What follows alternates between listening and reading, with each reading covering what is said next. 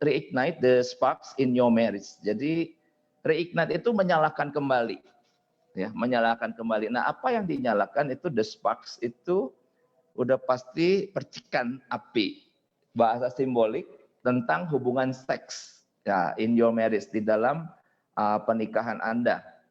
Nah, kalau bicara tentang yang baru menikah, newlywed kita sebut ya, rasanya menyalakan ini tidak terlalu sulit, oke? Nah, tetapi kalau kita bicara tentang Pak Sutri yang sudah menikah di atas 5 tahun, 10 tahun, 20 tahun, 35 tahun, begitu ya. Kita bicara tentang kehidupan seks ini, saya pikir jarang dibicarakan di tengah-tengah kita. Dan maaf, sekali maaf, bahwa ternyata karena ada kesulitan-kesulitan tertentu di dalam hubungan seksual ini, maka terjadi deviasi, ya, deviasi-deviasi yang pada dasarnya sebenarnya Tuhan itu tidak inginkan. Nah, saya percaya bahwa kita semua anak-anak Tuhan, di mana kita sangat ingin untuk mengasihi Tuhan dengan segenap hati, segenap pikiran, segenap jiwa kita. Nah, tetapi masalah seks ini kelihatannya menjadi sesuatu hal yang dianggap jikalau terjadi deviasi, maka dianggap itu adalah sesuatu yang biasa saja. Kan semua orang melakukannya, begitu. Nah, apa itu? Mari kita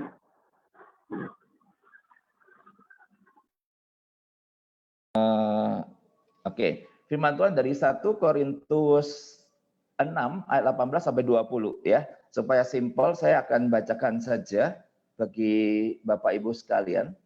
Jadi 1 Korintus 6 ayat 18 sampai 20, di sini ada firman Tuhan, jauhkanlah dirimu dari percabulan. Oke. Setiap dosa lain yang dilakukan manusia terjadi di luar dirinya, tetapi orang yang melakukan percabulan berdosa terhadap dirinya sendiri. Nah, atau tidak tahukah kamu bahwa tubuhmu adalah bait Roh Kudus yang diam di dalam kamu, Roh Kudus yang kamu peroleh dari Allah, dan bahwa kamu bukan milik kamu sendiri. Sebab kamu telah dibeli dan harganya telah lunas dibayar, karena itu muliakanlah Allah dengan tubuhmu. Nah, di dalam bahasa Inggrisnya, Bapak Ibu, kita perlu ambil satu penekanan yang sangat penting di sini, yaitu dalam NIV-nya saya ambil ya, jauhkanlah dirimu itu flee. Flee itu sebenarnya bukan jauhkan, tapi lari, kabur ya, flee ya. Nah, percabulan itu apa? Itu adalah sexual immorality, oke? Sexual immorality. Nah, jadi di sini kita mau berbicara apa? Coba kita perhatikan pelan-pelan akan ini. Dibilang melarikan diri. Oke. Kenapa melarikan diri?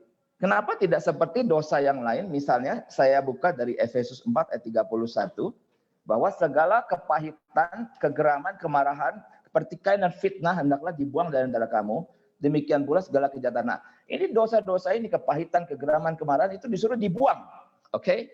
Dibuang. Nah, kalau bicara dibuang, itu berarti ada dalam pengalaman saya sebagai anak Tuhan, di mana misalnya saya bergumul akan kemarahan.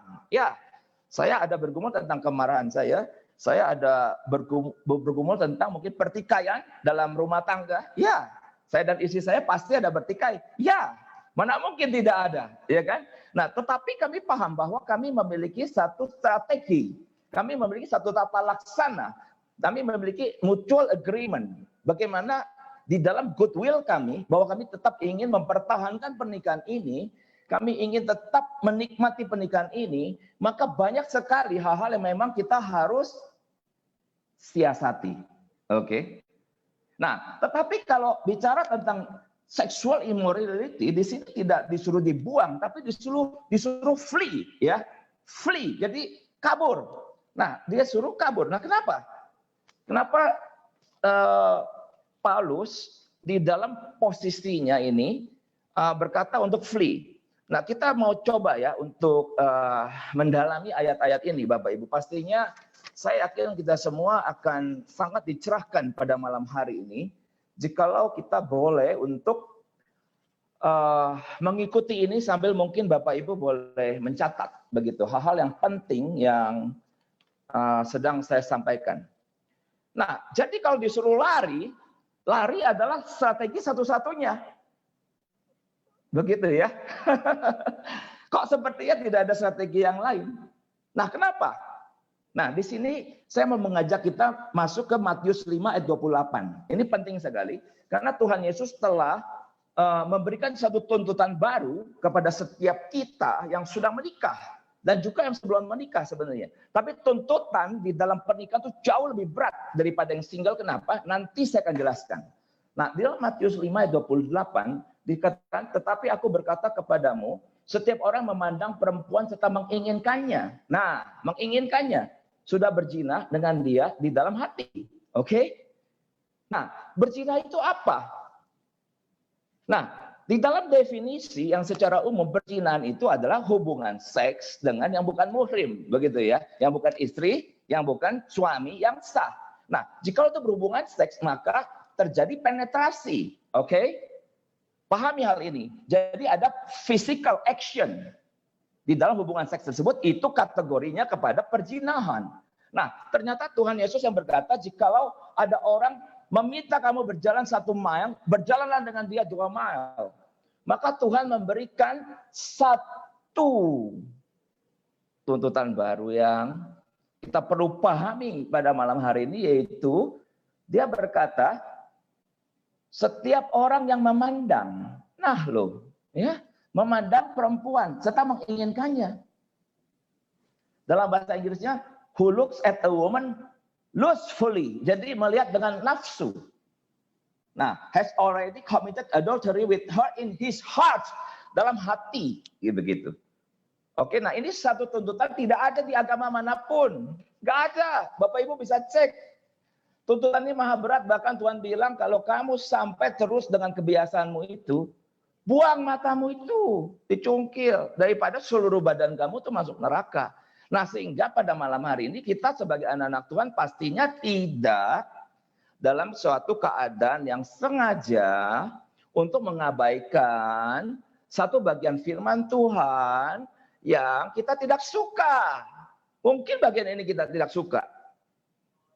Ya, kita mungkin lebih suka carilah dahulu kerajaan Allah dan kebenarannya, maka semua akan ditambahkan kepadamu. Wah, bagian itu kayaknya kita paling suka. Tapi bagian ini, Alkitab adalah revealed truth. Artinya setiap ayat dari perjanjian lama, Genesis sampai Wahyu, kejadian 22, Wahyu pasal 22 ayat 21. Seluruhnya, satu iota pun tidak boleh runtuh. Setiap ayat adalah Tuhan yang berbicara kepada kita. Nah, lalu apa yang mau disampaikan di sini? Nah, di dalam tadi itu adalah percabulan memakai istilah sexual immorality. Nah, di dalam sini itu perzinahan itu memakai istilah adultery. Oke, beda ya. Jadi sexual immorality lalu perzinahan itu adultery. Nah, tapi kedua ini bertemu pada hari ini sudah sejak dulu juga sebenarnya. Yaitu dalam satu kata itu pornografi. Kenapa? Karena Tuhan Yesus telah mengadakan satu tuntutan baru, yaitu pada saat kamu memandang. Nah, jadi pornografi ini apa? Pornografi itu image.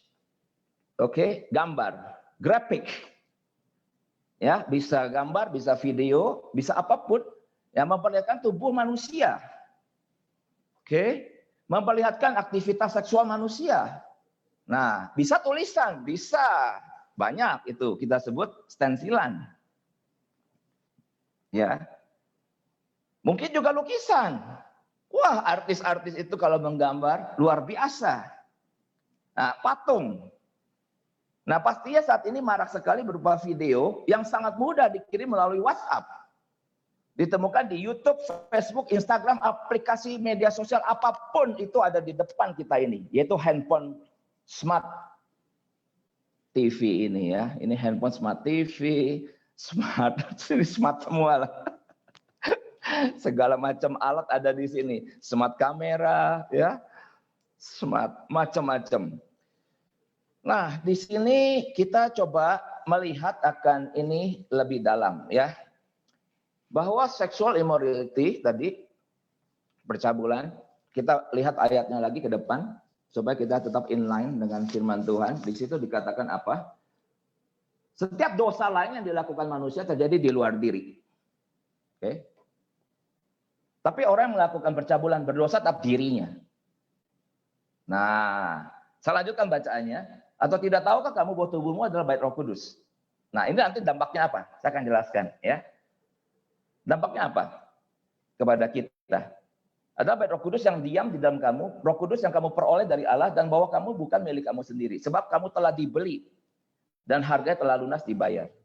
Karena itu muliakan Allah dengan tubuhmu. Nah, ini di sini berbicara tentang kita fokuskan sekarang. Sexual immorality itu artinya melalui pornografi, maaf, dia bisa melakukan perzinahan dengan wanita lain, bukan di dalam wilayah action, oke, tetapi di dalam wilayah pikiran. Nah, saudara-saudara, memandang perempuan itu kalau dipandang apanya? Pertama, wajah. Kedua, bentuk tubuh. Ya. Jadi bentuk tubuh wanita itu memang sangat menarik. Pastinya wanita dicipta oleh Tuhan sebagai sexual being dengan tubuh yang maha indah. Menurut saya maha indah. Ini maha kreasi daripada Tuhan Allah. Demikian juga tubuh pria, ya. Jadi seluruh dari atas sampai kaki ini saya sexual being, saya pria. Model yang kayak gini namanya wanita. Ya, begitu ya. Nah, secara drive pasti ada ketertarikan. Makanya ada jatuh cinta dan kemudian terjadi pernikahan. Puji Tuhan. Wah, setiap kita yang sudah pernah jatuh cinta, menikah dengan yang dicintai, berjuang mempertahankan cinta seumur hidup, pasti rasanya nano-nano. Ya. Kadang di puncak gunung, kadang di lembah kelam, sampai maut memisahkan. Tidak mudah. Tapi ada Tuhan Yesus yang menyertai kita semua. Puji Tuhan. Nah, saudara-saudara, kita pahami sekarang. Waktu Tuhan berkata tentang memandang perempuan dan menginginkannya. Nah, artinya ini bukan perempuan dalam bentuk yang real, oke. Tapi ternyata dia muncul dalam bentuk grafik, apapun itu. Saudara sudah paham, ya? Itu artinya video, foto, gambar, apapun itu.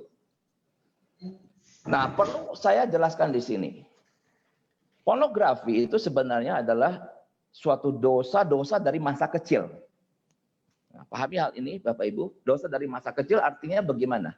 Artinya waktu kita masih kecil, mungkin kita masih belum memahami akan seks, oke? Dan mungkin saat itu kita baru berkembang, baru matang seksnya kita. Mungkin kita umur 12 atau bahkan sebelumnya saya cukup banyak dengar kisah. Bahkan sebelum seks matang, anak kecil sudah mengalami pengalaman seksual karena dikerjain. Nah, begitu ya. Ada yang seperti itu. Sehingga dia akhirnya jatuh dalam dosa masturbasi selama puluhan tahun. Ada. Nah, kalau pengalaman saya sendiri, itu adalah satu pengalaman. Ini ada mic yang sedang Agus Dagata, boleh tolong diperhatikan, ada mic yang menyala. Bapak Ibu tolong dimatikan ya, itu seluruh mic karena mengganggu saya yang sedang berbicara. Silakan dimatikan. Nah, jadi dosa pornografi itu waktu saya masih SMP, saya masih ingat. Saya itu terpapar oleh kawan di SMP. Jadi bawa buku stensilan. Nah, oke. Nah, bawa buku apa itu? Apa? Jadi dosa pornografi seringkali itu curiosity, pengen tahu apa sih pada ngerubung. Akhirnya tahu nggak, buku itu dibelah jadi 5. Waduh, saya ikut numpang sama teman saya masuk ke WC di sekolah. Semuanya tutup pintu. Saya juga. Lalu saya ngintip, apa sih? Wah, saya mulai baca. Nah, sambil saya baca apa yang terjadi, Bapak Ibu? Sambil saya baca, nah ini dia. Saya tidak tahu buku itu apa. Oke? Saya tidak punya ide buku itu apa. Saya baca Kopingho. Saya baca novel. Saya kalau baca Kopingho, maka pikiran saya itu ketemu dengan Tio Buki. Waduh, dengan teknologi perangnya, seru ya. Membuat saya membayangkan bagaimana peperangan itu, Kue Cheng, Yokang, Yong Hong, semua keren. Wah, tapi sekarang yang saya sedang hadapi ini stensilan. Oke, tetapi pikiran saya ini, kita semua mampu berpikir secara baik, artinya bisa menangkap. Nah, begitu saya baca, oh ini ternyata suatu grafik menceritakan hubungan seks. Nah, yang terjadi pada tubuh saya tahu bisa jawab, yaitu tubuh saya mulai terangsang. Nah, paham ya? Ini kan kita semua begitu. Nah, saat tubuh itu mulai terangsang, apa sih tanda pertama? Tanda pertama pasti mengeluarkan cairan yang bening itu. Ya, kita sebut untuk cairan mempersiapkan suatu hubungan seks supaya tidak sakit, yaitu lancar itu. Pada wanita juga terjadi seperti itu, ya. Nah, yang berikutnya pasti terjadi ereksi. Itu pasti. Karena ini graphics gitu. Nah, setelah ereksi apa? So what next? Kalau sudah matang, maka tubuh itu menuntut akan pelepasan. Kalau tidak dilepas bagaimana? Nah, pulang bisa nyasar. Pulang bisa nyasar ini. Biasa pulangnya tahu jalannya bawa sepeda, tahu-tahu bisa nyasar. Kenapa pikiran ini loh? Pikiran ini sudah dikuasai bacaan tadi itu. Itu bacaan tentang relasi seksual. Nah, sampai rumah bagaimana? Itu nyokot di sini loh. Itu tubuh ini, oke, telah dilatih yang sekali. Bahwa terangsang melalui grafik. Nah, waktu saya SMA gimana? Wah, ini lebih seru. Video Betamax ya. Gua punya nih Blue Film. Waduh, apa lagi itu teman-teman saya ya. Nonton di rumah salah satu teman. Punya video, punya TV. Waduh, kita nonton berlima. Kalau nonton nggak bisa jauh. Semuanya nempel sama TV. Ya, nah nanti kalau ada papanya lewat kita matikan lalu duduk kayak orang lagi ngapain ini, nggak ada apa-apa, kita lagi ya duduk-duduk aja om gitu ya, mukanya polos-polos gitu ya, nanti udah pergi kita nyalakan. Sekarang apa yang terjadi pada tubuh? Oke, apa yang terjadi pada tubuh? Tubuh sudah memiliki memorinya, auto nervous system, bahwa begitu terpapar, oke, nah dia akan menuntut ejakulasi. Dan ejakulasi itu bisa dicapai melalui masturbasi. Nah, itu pada saat saya kemudian bertobat menerima Kristus, maka salah satu perjuangan saya untuk mencintai Tuhan saat itu saya masih ingat salah satunya memang ini, Bapak Ibu. Bagaimana saya tidak jatuh ke dalam dosa tersebut, begitu ya. Pastinya di dalam secara umum kita yang waras dan sehat tahu bagaimana menghindarkan diri dari hal ini, yaitu berupa membuat aktivitas, oke? Membuat aktivitas. Jadi baik sekali kalau anak-anak muda itu ada aktivitas, jadi ada olahraga, ada kegiatan hiking, ada kegiatan bermain, apapun itu, oke? Nah, tapi kalau tidak ada aktivitas itu, maka ingat, ini dosa, sesuatu yang di dalam tubuh. Oke? Nah, di dalam tubuh artinya, nah, nanti kalau tanpa pencetus, kalau tadi ada pencetus kan? Tadi ada pencetus, buku stensilan, lalu ada video. Nah, tapi kalau nanti tidak ada pencetus, nah, ada pencetus tapi juga bisa jatuh ke dosa ini, kenapa? Nah, saya jelaskan sekarang. Jadi yang pertama tadi itu saya sebut sebagai precipitating factor. Jadi faktor pencetus. Seseorang jadi ingin atau dia bergairah atau dia ingin melampiaskan karena ada cetusan. Oke, cetusan itu melalui video kah, apakah. Basically, this is condemned by God. Jadi tidak boleh sebenarnya anak-anak Tuhan memiliki satu habits di mana wilayah-wilayah ini masuk ke dalam tubuh dan dalam pikiran untuk kemudian memberikan kita rangsangan. Nah, kita harus buang. Nah, pada dasarnya saya kali bahwa saya berusaha membuang semua hal yang seperti itu waktu semasa muda saya. Tetapi ada sesuatu yang kedua sekarang. Kita sebutnya predisposing, sesuatu yang emang ada di dalam tubuh. Itu apa? Yaitu ternyata pria secara khusus ini, dia sejak umur 12 tahun memang tidak lagi pernah berhenti untuk membuat sperma. Ya, jadi buat terus dia. Kalau wanita itu kan ada menopause ya, mungkin usia 55 begitu dan sekitar itu. Jadi artinya dia berhenti membuat ovum begitu ya. Tapi kalau pria enggak, pria itu sampai hari terakhir akhir hayat hidupnya. Sampai akhir hayat hidupnya sperma itu terus terbentuk, terus tercipta. Begitu. Nah, bagaimana logika daripada sperma ini? Saya jelaskan secara sederhana saja ya, bahwa pada saat setelah terjadi ejakulasi, biasanya pikiran-pikiran tentang seksual itu menghilang. Menghilang dia. Oke? Tidak ada suatu, pokoknya kita jadi orang agak lebih sehat begitu ya. Jadi agak lebih oke gitu. Nah, tetap sperma ini kita makan, berarti maka dibawakan penuh. Nah, saat dia menuju penuh itu, nah aneh sekali. Aneh sekali apa? Bagi orang-orang yang pernah terjerat dosa pornografi di masa lalu, ini dosa masa kecil, oke? Maka waktu handphone gitu ya, aneh sekali jarinya ini seperti ada sesuatu dorongan untuk ingin melihat. Nah, ini bahaya sebenarnya. Ya. Kalau kita tidak peka, saya udah ketemu ada orang bilang, nggak apa-apa kok, kayak gitu biasa aja Pak Kuifa. Semua orang juga begitu. Ya, lihat-lihat sedikit ada, emang kenapa? Bahkan ada yang berkata, Pak, kita kan boleh ya untuk melihat yang kayak gitu buat belajar tentang posisi berhubungan. Kan boleh kan?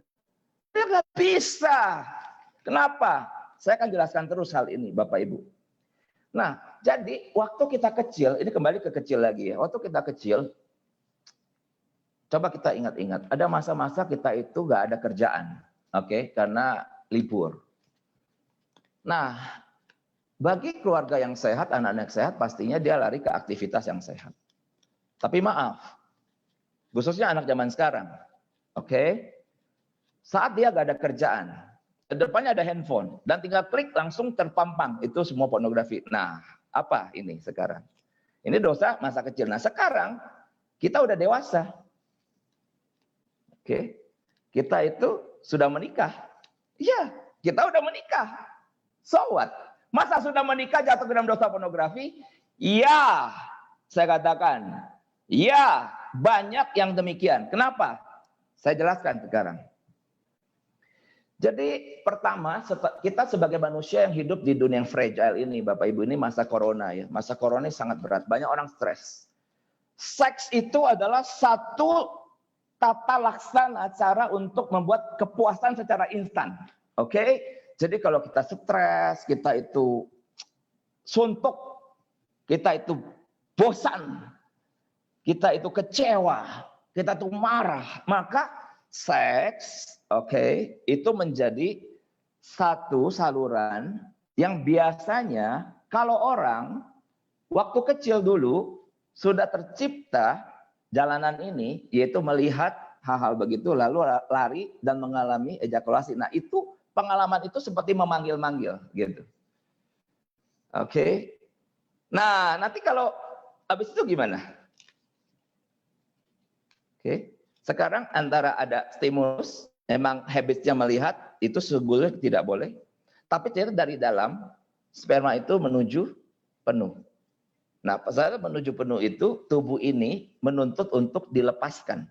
Nah, pada saat menuntut untuk dilepaskan, maka seorang pria di dalam firman Tuhan, 1 Korintus itu Paulus berkata, mengingat bahaya percabulan.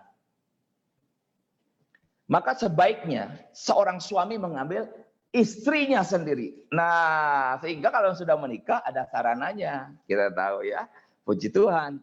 Sarananya adalah memelihara hubungan seks yang hidup dengan istri. Di dalam frekuensinya masing-masing, yang saya percaya setiap orang pastinya berbeda di dalam ritme atau apapun. Tapi ada satu sarana yang Tuhan kasih tahu. Mengingat bahaya percabulan loh. Ya, kalau zaman itu kan kita bisa lihat, maaf, itu Sodom dan Gomora dihancurkan dengan api dari atas karena terjadi hubungan seks di taman. Anak-anak kecil lihat. Ya, sehingga dosa seperti itu Tuhan murka sekali, langsung dihancurkan itu kotanya. Lot, istri dan anak mantu diselamatkan. Sorry to say, istri Lot dia menengok ke belakang, nggak tahu ada apa di kota itu. Jadi tiang garam, sedih. Ya, nah Bapak Ibu, kita lanjutkan lagi sekarang. Jadi bagi banyak pasutri sekarang, kalau sudah menikah, masa sih masih jatuh ke dosa pornografi? Oh iya, saya kasih tahu iya. Kenapa? Karena pengalaman masa lalu memberikan satu pengalaman bahwa hanya dalam waktu 5 menit, pelampiasan bisa terjadi. Oke. Tapi kalau dengan istri, bagaimana? Dalam hubungan seksual yang normal. Nah, ini. Kalau intimasi suami istri itu baik, maka dari proses ingin sampai terjadi ejakulasi, proses suami istri yang sehat, nanti Pak Agus, Ibu Vita akan banyak ceritakan. Oke, nanti saya bisa tambah-tambahkan. Tapi yang 30 tahun mendingan lebih banyak ngomong. Ya. Dalam proses ingin kenapa? Kenapa? Karena sperma itu tidak pernah berhenti diproduksi. Secara umum 1 bulan, tubuh itu akan mengeluarkan secara totally melalui mimpi basah pada malam hari. Jadi mimpinya itu erotis, ya. Dan tubuh itu kuat sekali, set, mengeluarkan langsung basah. Jadi bukan mimpi disiram air 1 ember, ya, tetapi tahu-tahu, kok basah gitu. Nah, tapi setelah itu produksi lagi, ya, produksi terus, ya. Nah, sekarang perhatikan, ternyata hubungan seks sama istri sejak ingin, nah istri sibuk nih, istri sibuk. Jadi istri itu sibuknya banyak. Coba Liana sibuknya apa saja coba? Masak, terus ngurus anak. Anak berapa? 3. Terus apa lagi? Terus bantuin pelayanan. Apalagi belanja online, paling teriak paket. Nah, saya tahu deh nih, ini pasti kerjaan dia nih. Jadi corona itu ya udah nggak bikin istri belanja, tapi di depan nih paket, aduh, udah pasti deh, saya tahu deh ini siapa nih. Ya, oke. Banyak, kamu sibuk sekali ya. Nah, jadi istri itu juga sibuk. Nah, pada saat suami ingin, coba bayangkan, untuk mendekati istri yang sibuk sampai terjadinya pelepasan itu bisa minimal butuh 1 jam, minimal. Oke, mari kita berlogika. Sementara maaf, pria-pria yang tahu sarana lain, mohon maaf, ke WC 5 menit beres. Nah, kalau ke WC 5 menit beres itu apa? Memangnya orang bisa mengeluarkan begitu saja? Tidak, itu pasti ada sexual immorality, artinya pikiran-pikiran masa kecil muncul. Bacaan-bacaan di masa kecil, video-video masa lalu muncul, karena pikiran kita ini sangat kuat. Dengan seluruh media itulah terjadi sesuatu yang sifatnya sudah, yaitu jatuh ke dosa pornografi, padahal sudah punya satu sarana yang Tuhan berkati, yaitu hubungan seks suami istri. Nah, lalu bagaimana sekarang? Nah, kita lihat ya, waktu saya tinggal 10 menit. Oke? Waktu saya tinggal 10 menit. Ini 10 menit paling penting.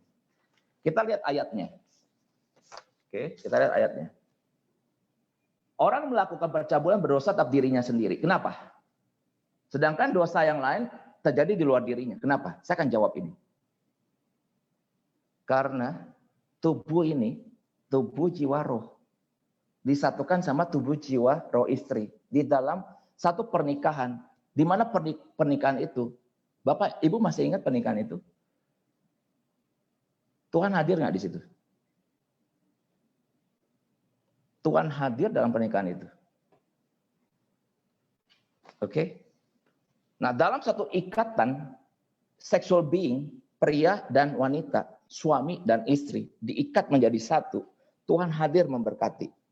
Dan sekarang ada, pria lain, oke? Wanita lain. Masuknya mungkin bukan berupa real, tapi graphic. Oke? Graphic. Nah, di sini kategorinya udah adultery, ya, dan dikatakan itu sudah pasti sexual immorality yang terkunci dari tadi saya udah ulang-ulang Matius 5:28. Setiap orang memandang perempuan setelah mengingatnya sudah berzina, dan dengan demikian di dalam banyak sekali bagian Alkitab, Bapak Ibu bisa cek pakai Alkitab itu, ketik aja percabulan, bagaimana sikap Tuhan terhadap percabulan. Tuhan membenci. Nah, di sini dikatakan bahwa tubuhmu adalah bait Roh Kudus yang diam dalam kamu. Roh Kudus yang kamu peroleh dari Allah. Bahwa kamu bukan milik kamu sendiri. Nah, muliakan Allah dengan tubuhmu. Nah, lalu apa yang terjadi sekarang? Nah, ini saya mau jelaskan ya, lebih detail. Apa sebenarnya terjadi pada saat seorang itu masuk ke dalam dosa pornografi. Itu seperti serabut halus. Oke, tapi set dia masuk. Nah, yang terjadi adalah, ini saya ada tulis beberapa hal.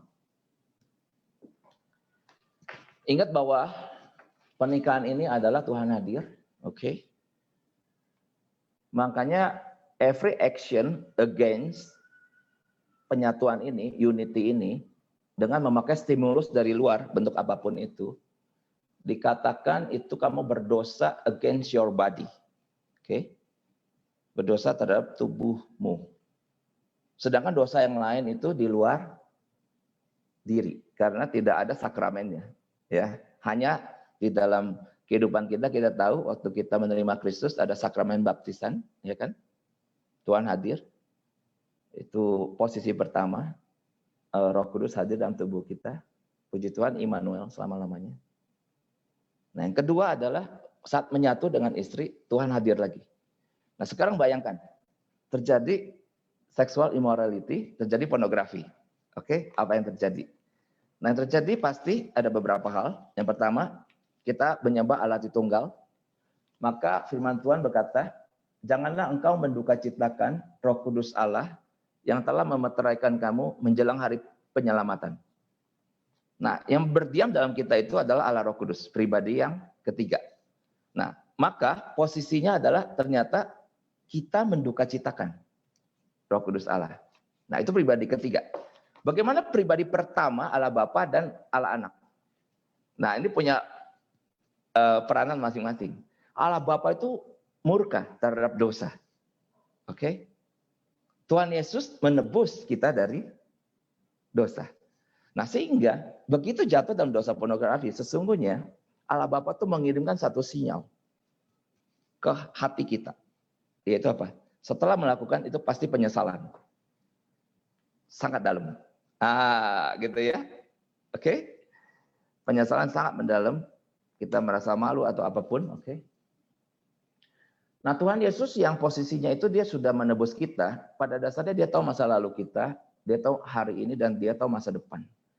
Dia sebenarnya berposisi sangat siap sebenarnya untuk menolong setiap kita. Oke? Sehingga jika saudara berteriak saja kepada Tuhan, maka Tuhan akan memberikan belas kasihan dan Tuhan Yesus akan memimpin supaya kita boleh menang atas dosa ini. Tetapi kita berpikir seringkali bahwa Tuhan Yesus itu sudah terpisah sama kita 2000 tahun yang lalu. Allah Bapa juga saya tidak bisa lihat, Allah Roh Kudus juga saya tidak nampak. Maka akhirnya kita pada saat melakukan itu terus dan terus, itu habit, saudara, itu habit. Nah, tadinya kita merasa guilty feeling, kita merasa sangat sedih. Tetapi pelan-pelan, perasaan itu hilang. Kita menjadi kebal. Kita menjadi kebal, tetapi ingat, firman Tuhan di Ibrani berkata, kamu bukan anak-anak gampang. Kamu adalah anak-anak Tuhan. Maka jika kamu berbuat dosa, kamu akan mendapatkan ganjaran. Nah, di titik ini, kalau kita anak Tuhan dan terus-menerus di sini kita lakukan, akan mendapatkan ganjaran. Beda dengan orang yang tidak mengenal Tuhan, dibiarkan berbuat dosa semaunya. Maaf, dalam kitab Roma, lelaki bersetubuh dengan lelaki, istri bersetubuh dengan tata laksana yang tidak masuk akal. Ya, dan Tuhan membiarkan mereka, membiarkan. Tapi kalau bagi anak-anak Tuhan, ada beberapa hal yang terjadi pada diri. Bapak Ibu boleh catat. Pastinya ada guilty feeling, dan kemudian Tuhan akan mengirimkan, saya pakai istilah hajaran, ya. Oke. Nah, mungkin kita kembali bertobat, tetapi kalau kita menerus-neruskan ini, sebenarnya ada satu hal yang Bapak Ibu perlu catat, yaitu God will silent. God will silent. Jadi mungkin Bapak Ibu tetap membaca Alkitab. Oke, tapi itu hanya menjadi satu ritual aja sebagai orang Kristen. Tetapi tidak ada satu hubungan yang hidup dengan Tuhan. Artinya, kita membaca Alkitab sebagai revealed truth, sebagai discovered truth, tetapi tidak ada yang ketiga, experience truth. Tidak ada yang ketiga. Padahal membaca Alkitab adalah suatu pengalaman encountering with God. berjumpa dengan Tuhan, pribadi dia bertemu pribadi kita, di mana ini mengandung apa yang disebut sebagai pengalaman. Nah, pengalamannya hilang. Gitu. Tapi kita tetap ke gereja, kita tetap baca Alkitab, ya. Kita tetap semuanya. Tapi pengalamannya hilang. Nah, pengalaman yang hilang itu adalah ternyata hilang pertama adalah God silent. Jadi tidak ada lagi wisdom dalam diri suami. Makanya banyak suami tidak lagi bisa menjadi suami yang baik. Banyak ayah itu kan lelaki itu, tidak lagi menjadi ayah yang baik karena dia lumpuh. Untuk menjadi suami yang baik, menjadi ayah yang baik, dia perlu intimacy with God.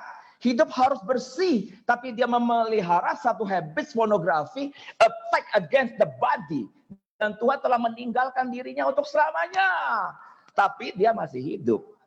Dia masih makan, dia masih bekerja. Itu sama seperti Saul. Waktu Tuhan meninggalkan dia, Saul tetap raja. Saul tetap punya pasukan, Saul tetap punya kingdom, Saul tetap punya kekayaan, tetapi seluruh tindakan Saul sampai ke hari matinya declining. Kenapa declining? Karena Tuhan sudah tidak bersama dengan dia. Saul dengan anak-anaknya mati dalam satu hari. Dalam sebuah peperangan. Saudara perhatikan, bahaya sekali hal ini. Saya mau sampaikan ini terbuka saja. Apakah Bapak-bapak merasa bahwa Bapak terkontaminasi, terdistorsi, terpapar akan dosa ini? Hari ini bertobat. Buang semua link, semua potensi, buang. Oke. Nah, tetapi kita tahu tadi bahwa tubuh ini ya nanti tanpa stimulus semuanya udah kita buang, oke, semuanya udah kita buang, tapi tubuh ini juga karena dia sedang menuju penuh sperma tadi menuntut untuk hubungan. Makanya Paulus bilang, janganlah kamu saling menjauhi. Hei suami istri, jangan saling menjauhi, karena kalau kamu menjauhi kamu tidak tahan bertarak, kamu bisa jatuh, kamu harus mendekat kembali. Nah, makanya di dalam step berikutnya kita memelihara satu hubungan yang terbuka suami istri. Ya, seorang lelaki meninggalkan ayah dan ibu, bersatu dengan istrinya. Bersatu, kata bersatu itu artinya saya dengan istri saya bersatu emosi, bersatu pikiran, bersatu kehendak. Dan ini kami 20 tahun jatuh bangun sudah. Kadang dia nyebelin, kadang saya juga nyebelin sama. Tapi kami terus kembali, karena kalau terjadi emotional divorce, terjadi perang dingin, ingat, istri, kamu jangan pikir suamimu baik-baik saja. Dia mungkin awalnya tergoda pornografi, tapi don't try this. Lelaki kalau sudah terpapar pornografi, don't try this. Sorry. Fear of the Lord-nya menurun drastis. Fear of the Lord-nya menurun drastis. Dia tidak takut lagi kepada Tuhan. Dia pikir istri yang gak mau kasih, kamu pikir kamu siapa? Saya juga bisa dengan orang lain. Lihat kamu. Itu perkataan kawan saya. Perkataan kawan saya udah mau selesai. Sedikit lagi. Perkataan kawan saya yang jatuh ke dalam dosa perselingkuhan. Nah, berat ini ya. Nah, pastinya beberapa hal sebelum tadi saya serahkan ke Pak Agus dan Ibu Vita, maka saya mau simpulkan satu. Flee. Buang itu semua. Jangan mendekat. Bahaya. Karena yang paling bahaya adalah God silent. Kalau Tuhan itu diam, terutama masa pandemi corona yang kita tidak tahu waktunya sampai kapan ini. Setiap laki-laki butuh pimpinan Tuhan untuk menciptakan satu bentuk ekonomi baru. Ya, kalau semuanya tertutup, semuanya collapse, macet, maka setiap laki-laki yang takut akan Tuhan selalu mendapatkan hikmat pimpinan Tuhan, bahkan mendapatkan favor of the Lord. Mendapatkan favor, perkenanan Tuhan. Dipelihara hidupnya baik-baik. Kenapa? Karena hidupnya bersih. Kiranya Tuhan menolong setiap kita. Oke?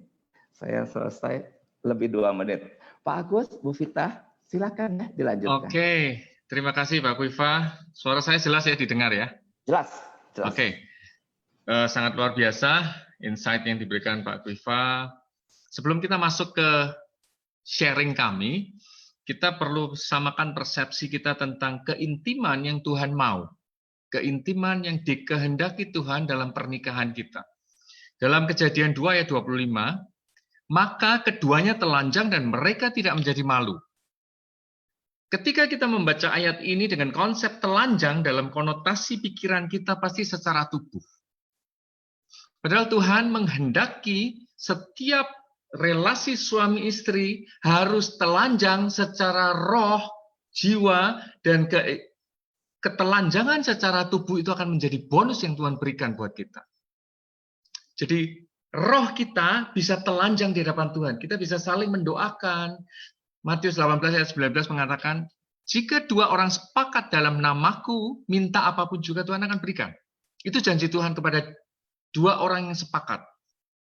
Nah, kemudian ketika ada keterbukaan secara roh, yang sulit adalah keterbukaan secara jiwa. Aku suka, aku senang kalau diperlakukan seperti ini. Aku senang kalau kamu tidak melakukan ini. Itu adalah keterbukaan secara jiwa yang harus terjadi antara suami istri. Ketika ada ketakutan untuk berbicara kepada suami atau sebaliknya, itu berarti kita tidak ada keterbukaan secara jiwa. Tidak ada relasi yang intim yang terjadi secara jiwa antara suami dan istri. Ketika roh dan jiwa ini bisa menyatu, bisa terbuka, kami bisa berdoa bersama, kami bisa terbuka, tidak ada ketakutan dalam menyampaikan ketidaksukaan saya terhadap sikap-sikap pasangan, keintiman tubuh, itu menjadi bonus yang Tuhan berikan. Jadi kalau kita ngomong frekuensi apa, berapa kali dalam seminggu, itu kita tidak bisa ngomong. Kalau saya boleh ngomong, ada satu, sebelum saya kesaksian ya, ada satu ilustrasi seperti ini. Kemarin waktu kita persiapan, saya ditanya Pak Kuiva, Pak Agus seminggu berapa kali? 2 minggu berapa? Sebulan berapa kali? Itu sulit menjawab karena itu tidak bisa ditentukan never on Sunday atau setiap Rabu kita harus berhubungan seks. Kita tidak melakukan itu. Tapi ketika kami bisa membangun keintiman secara roh dan jiwa, kami bisa berdoa bersama, kami bisa saling mengasihi, kami bisa saling mengaku, curhat meskipun kadang juga konflik. Ketika kami konflik, kami harus selesaikan. Dan setelah konflik, terjadi keintiman yang lebih dalam dari sebelumnya, dan itulah seks bisa terjadi di sana. Ada satu jokes yang ngomong begini, ketika kita masuk pernikahan, di awal pernikahan, itu kita seperti pesawat tempur. Begitu lepas landas bisa langsung nembak. Tapi kalau sudah bertambahnya usia pernikahan, kita sudah bukan pesawat tempur lagi. Kita sudah jadi pesawat pembom. Jadi harus terbang, muter-muter dulu, lihat sasaran pas, baru dijatuhin. Itu tingkat usia yang bertambah. Tapi ketika relasi suami istri ini kurang bagus, konflik terjadi, sering bertengkar di rumah, ribut terus, itu tidak akan terjadi seks di sana. Itu seperti pesawat helikopter, bunyinya aja yang keras tapi tidak nembak-nembak. Dok, tapi nggak nembak-nembak. Itu yang terjadi. Jadi ketika relasi suami istri, Pak Agus, saya ketawa dulu ya, ketawa dulu semuanya ya. Ini bagus ya. Jadi ada helikopter, puji Tuhan ya. Kita lanjutkan ya, ketawa dulu semuanya. Jadi ketika kita menjadi helikopter itu berarti pernikahan kita kurang bagus, seks kita kurang bagus, ribut melulu, nggak sampai terjadi penembakan di sana. Jadi itu yang terjadi. Jadi setiap kita itu mempunyai frekuensi yang berbeda dan jangan pernah membandingkan potensi kita dengan potensi orang lain. Frekuensi kita dengan frekuensi orang lain. Karena itu akan membuat kita frustrasi. Orang itu kok bisa seminggu 3 kali ya? Aku kok nggak bisa ya? Orang itu kok bisa sehari 3 kali? Wah itu berat banget kalau yang itu. Seperti makan saja. Jadi itu yang terjadi. Ketika kita membandingkan hidup intim kita dengan orang lain, kita akan frustrasi dan stres. Yang penting kita membangun keintiman kita, roh dan jiwa kita bangun, Tuhan akan berikan seks itu buat kita. Itu yang terjadi dalam relasi kami. Kemudian, tadi Pak Kuiva ngomong seks harus lari. Tidak bisa kita hadapi dengan berbahasa roh. Kita akan gagal. Berdoa, tidak akan berhasil di sana. Kita kasih contoh Daud. Ketika Daud berjalan-jalan di sotoh istana dan melihat Bathsheba sedang mandi, dia tidak berhenti sampai di situ. Dia mengamati, dia mencari informasi, dia mengundang masuk, dan akhirnya sampai terjadi persetubuhan. Tapi beda dengan Yusuf. Ketika dia digoda oleh istri Potifar, dia berbalik dan lari. Jadi ketika kita menghadapi dosa pornografi yang sering masuk ke HP kita, saya sampai sekarang juga masih sering melihat grup-grup yang memposting hal-hal seperti itu. Itu membuat kita ingin melihat, mencari informasi, menikmati, itu akan terjadi seperti Daud. Akhirnya pikiran kita akan dikotori oleh itu. Saya sering melihat gitu, dan sampai detik ini saya juga, meskipun kadang saya melihat, tapi saya sudah tidak. Nanti istri saya akan sharing dengan kondisi ini. Sebelum istri saya serahkan ke Vita, saya serahkan ke Vita. Gitu. Sebelum saya serahkan ke Vita, saya akan sedikit saksian tahun 94, ketika itu 4 tahun pernikahan kami juga menggunakan VCD porno untuk menstimulasi kami. Sampai satu hari, kami merasa bahwa itu adalah tontonan dewasa, orang yang sudah menikah, punya hak untuk nonton, karena kami sudah 17 tahun ke atas dan sudah dewasa. Tapi sampai satu hari, Tuhan menegur saya dengan keras. Saya mengalami, ini biasanya saya bicara di dinding gereja, ini saya bicara di open air, jadi semua bisa dengar. Saya mengalami impotensi. Dan semakin saya mengalami itu, saya pengen nonton dan menstimulasi dengan tontonan-tontonan itu. Apakah berhasil? Tidak berhasil. Dan saat itu Tuhan menegur saya, Agus, aku ingin matamu kudus. Aku ingin pikiranmu kudus. Aku ingin perbuatanmu kudus. Itu yang Tuhan mau. Tuhan mengingatkan, ketika kita nonton VCD porno, itu sama dengan menarik orang ketiga masuk ke ranah intim kita. Nonsense kalau kita tidak membayangkan apa yang sudah kita lihat untuk berhubungan seks dengan pasangan kita. Jadi ketika kita nonton VCD porno, kita membawa orang ketiga itu masuk dalam ranah pikiran kita. Kita membayangkan apa yang sudah kita lihat, dan kita lakukan dengan pasangan kita. Dan itu berarti kita tidak melihat pasangan kita sebagai makhluk ciptaan Allah yang serupa dan segambar Allah. Kalau kita tidak melihat pasangan kita serupa dan segambar Allah, kita sama dengan melecehkan pencipta kita. Itu dosa di hadapan Tuhan. Itu yang kami alami. Teguran Tuhan sangat keras buat kami, dan kami tidak main-main. Dan nanti akan kami tambahkan, Tuhan menuntun semakin detail bagaimana pemicu yang salah pun Tuhan tidak izinkan. Itu yang kami alami. Mungkin Vita bisa cerita tentang apa yang dirasakan. Iya, Bapak Ibu, usia pernikahan kami tadi dibilang udah 30 tahun. Mau 30 tahun ya, Desember nanti kami 30 tahun. Di awal pernikahan kami sempat mengalami, Pak Agus pernah mengalami sampai impotensi begitu. Kami sama-sama berdoa, sama-sama bertobat, minta pengampunan dari Tuhan. Dan sejak saat itu saya mulai berdoa untuk suami saya. Saya berdoa, Tuhan minta ampun untuk kesalahan yang kami lakukan tanpa kami itu tahu bahwa itu berdosa. Dulu kami menikah, tidak ada sharing, tidak ada konseling pernikahan yang pendeta mengatakan bahwa tidak boleh nonton, tidak ada. Jadi kami melihat itu sesuatu yang wajar, sesuatu yang normal, dan semua orang melakukan itu fine-fine saja. Tapi ketika Tuhan menegur, saya mulai berdoa. Saya berdoa, Tuhan, jagai mata suami saya, jagai pikiran suami saya, jagai telinga suami saya. Karena apa? Ketika kami melayani konseling, ada pastor-pastor yang terlibat dalam perselingkuhan, itu mereka cerita detail. Dan saya ngomong sama suami saya, beritahu dia, di-cut, kami tidak perlu cerita detailnya, kami tahu kamu jatuh dalam perselingkuhan. Karena dengan mereka menceritakan hal detail, itu Mempengaruhi pikiran. Mempengaruhi pikiran, meracuni pikiran kami. Nah, sejak itu saya berdoa, Tuhan buat mata suami saya itu, maaf, terangsang hanya melihat saya. Yang lain di luar sana tidak mempengaruhi dia.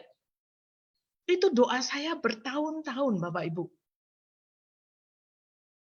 Terus yang kamu alami apa? Gimana?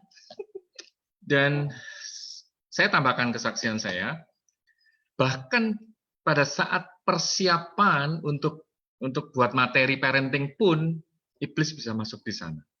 Saya baca materi tentang perselingkuhan. Dan ketika saya baca itu, ada keinginan untuk berhubungan seks. Saya ngomong sama istri saya, dan kami lakukan itu, dan ternyata gagal. Dan saat itu kami berdua tertawa, Tuhan tidak ingin pemicu yang salah untuk aku menikmati seks yang dari hadiah dari Tuhan. Jadi relasi suami istri harus benar-benar kudus di hadapan Tuhan untuk kita bisa menikmati seks yang berkenan di hadapan Tuhan. Bagus. Jadi, bagus. Tadi kan Ibu Vita berdoa sesuatu yang saya pikir setiap istri boleh naikkan doa tersebut, yaitu supaya hanya berespon terhadap istri. Pak Agus rasanya gimana? Itu atas doa tersebut bagaimana? Boleh dijelaskan? Dengan doa Vita itu, saya tidak punya stimulus lain. Saya tidak punya stimulus lain untuk berhubungan seks dengan istri. Jadi ketika kami konflik, ketika kami sudah planning, jadi Pak Kuiva tanya frekuensinya bagaimana, saya sudah atur, kami punya planning, tapi ketika kami konflik, bubar itu pasti. Kami nggak bisa lanjut. Tidak punya keinginan. Tidak punya keinginan untuk melakukan hubungan seks. Jadi itu yang terjadi dalam relasi kami. Ketika istri berdoa seperti itu, stimulus pun Tuhan jagai. Kalau istri sampai minta seperti itu, sebaliknya pihak istri juga harus konsekuen dong. Tidak tampil seenaknya, tidak tampil apa adanya. Istri harus menata diri untuk bisa menarik mata suami hanya terangsang kepada pasangan, bukan kepada orang lain. Ya. Jadi saya baru paham nih Pak. Jadi orang et labora kalau udah doain suami kayak gitu, istrinya mesti tampil maksimal. Gitu ya. Harus tampil maksimal. Biar saya betul. bisa tertarik, Pak. Ya itu ada trik-trik yang saya lakukan. Seperti kemarin kita sempat sharing ya. Bagaimana menjaga penampilan di dalam kamar khususnya. Karena kita bicara ini aktivitas di dalam kamar ya, hubungan seks. Jadi saya harus berpakaian seperti yang suami saya suka. Jadi kami sering diskusi, kamu senang nggak aku pakai seperti begini? Jadi kami sering diskusi itu secara terbuka. Saya harus menyiapkan kamar bersih, wangi, harus bersih, naik ke tempat tidur. Bila bisa dikatakan setiap malam kalau mau tidur itu kami mandi. Saya mandi. Saya harus bersih-bersih. Saya nggak bisa tidur dengan badan ada keringat. Saya habis masak, habis bersih-bersih, terus langsung tidur. Saya tidak pernah bisa melakukan hal itu. Saya mesti bersih-bersih. Ada satu kejadian lucu Pak Kuiva dan teman-teman sekalian. Istri saya senang pakaian yang tidur yang bagus-bagus dan saya memang menikmati itu. Ada satu pakaian yang membuat saya jengkel kalau dia pakai itu. Pakaiannya bagus, pakaiannya seksi, tapi kalau istri saya pakai itu, saya jengkel. Kenapa? Waktu dia pakai pakaian itu, kami konflik besar. Pernah konflik besar. Jadi kalau dia pakai itu, saya ingat jengkel sama dia dan moodnya turun lihat pakaian itu. Kamu nggak usah pakai itu lagi. Saya nggak suka kamu pakai itu. Jadi mata ini harus dijaga benar-benar, relasi harus dijaga benar-benar supaya bonus itu Tuhan berikan buat kita. Bukan mengejar yang itu, tapi kejarlah keintiman secara roh dan keintiman secara jiwa. Pelukan, sayang, itu harus dijaga. Saya punya cerita lucu nih. Sex start from the kitchen. Bukan berarti dari kitchen masuk ke kamar ya, tapi start from the kitchen itu dari pagi kita harus bangun suasana itu. Kita harus jagai suasana itu. Saya sering cerita di ini planning Tapi gara-gara saya tidak bisa menjaga suasana hati, di jalan ada orang yang minta uang, saya nggak mau kasih uang, dan akhirnya kami konflik di mobil, pulang kami tidak melakukan aktivitas apa-apa. Saya sampai mikir, itu tadi kasih 10.000 aja saya mau. Gara-gara uang 100 rupiah saya gagal untuk melakukan hubungan seks, karena saya tidak bisa menjaga suasana hati. Itu yang terjadi. Jadi, relasi suami istri secara roh dan secara jiwa ini harus benar-benar utuh supaya itu menjadi bonus ini kita nikmati. Bonus ini bisa kita nikmati. Ya tadi saya pengen mengatakan bahwa ketika suami istri itu kita diberkati, disatukan di dalam ikatan perjanjian seumur hidup, menikah, itu Tuhan kasih kita hadiah. Hadiahnya itu seks. Dan ini harus dinikmati berdua. Hadiah dari Tuhan itu buat kita berdua, buat suami istri, bukan cuma milik suami. Jadi pemuas nafsu ya, suami. jadi cuma suami butuh, istri melayani, bukan seperti itu. Tapi kedua belah pihak punya hak yang sama. Nah, di sini saya pengen mengatakan bahwa sebagai istri itu kita harus berperan aktif di dalam hubungan seks. Jadi kita tidak bisa cuma tunggu diem aja begitu. Kita harus menyambut, harus hangat kepada suami. Ini kan kenapa? Kadang itu banyak istri-istri yang ngomong malas untuk berhubungan seks dengan suaminya.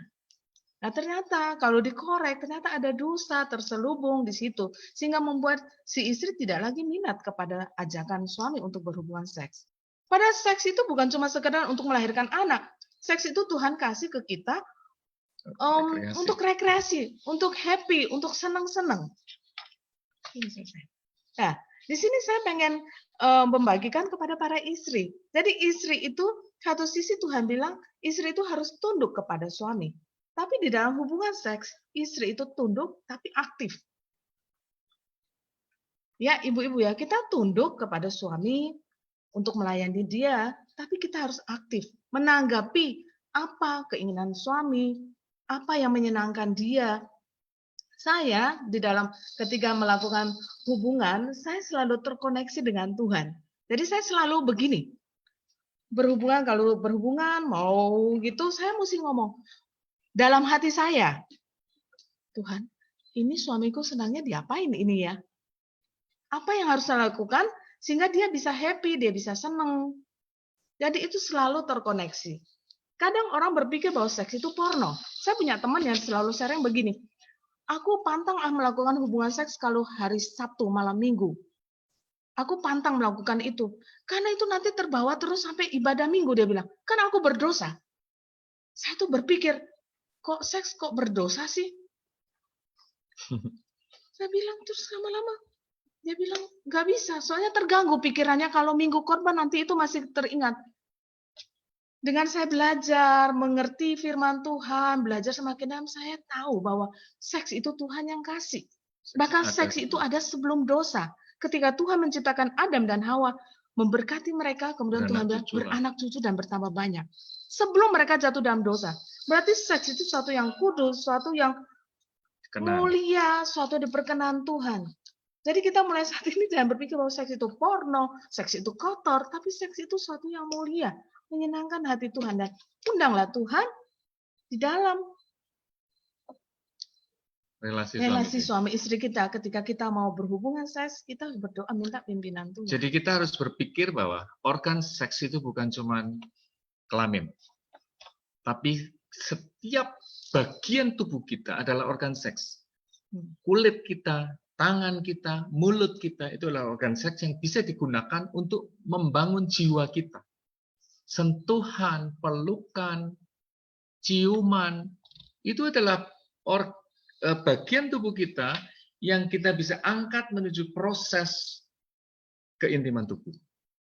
Ya, ya sekali lagi itu saya mau tambahkan lagi, ketika punya keinginan untuk melakukan hubungan seks, tidak semua orang mudah untuk berbicara, menyatakan keinginannya kepada pasangan bahwa dia pengen berhubungan seks.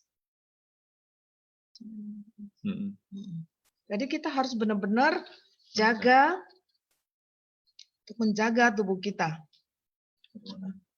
Ruangan, kamar kita harus kita bersihkan, kita harus buat wangi, buat berbeda. dalam hubungan suami istri kita juga bisa menggunakan mungkin wangi-wangian, Aromaterapi. aromaterapi mungkin ya, saya tidak akan menyebut mereknya. Mungkin aroma minyak-minyak wangi yang bisa membuat kita lebih rileks, kita bisa fun, bisa lebih happy, buat kita rileks, santai. Jadi itu yang kami alami dalam relasi kami. Kami juga masih konflik. Kalau kami konflik, seks pasti tidak terjadi. Saya tidak bisa melakukan hubungan seks ketika istri saya tidak bisa menerima secara utuh. Dan ketika ada suami yang memaksa, pokoknya kamu harus melayani aku. Itu suami tidak hanya mendapat tubuh istri, tapi tidak mendapat hatinya. Dan itu tidak kami lakukan karena kalau kami berhubungan seks, istri saya benar-benar siap, saya benar-benar siap, dan kami berdua menikmatinya bersama. Bukan hanya salah satu yang dipuaskan, tapi berdua harus dipuaskan. Jadi bahkan ketika kita mencoba, saya katakan mencoba untuk hidup kudus di hadapan Tuhan, karena kadang-kadang pikiran saya juga pikiran masih melayang-layang, kadang-kadang laki-laki juga berpikir masih macam-macam. Ketika kita punya pikiran-pikiran yang apa? Ketika kamu punya keinginan. Ketika saya pas keluar kota, saya punya keinginan untuk hubungan seks, saya telepon istri saya.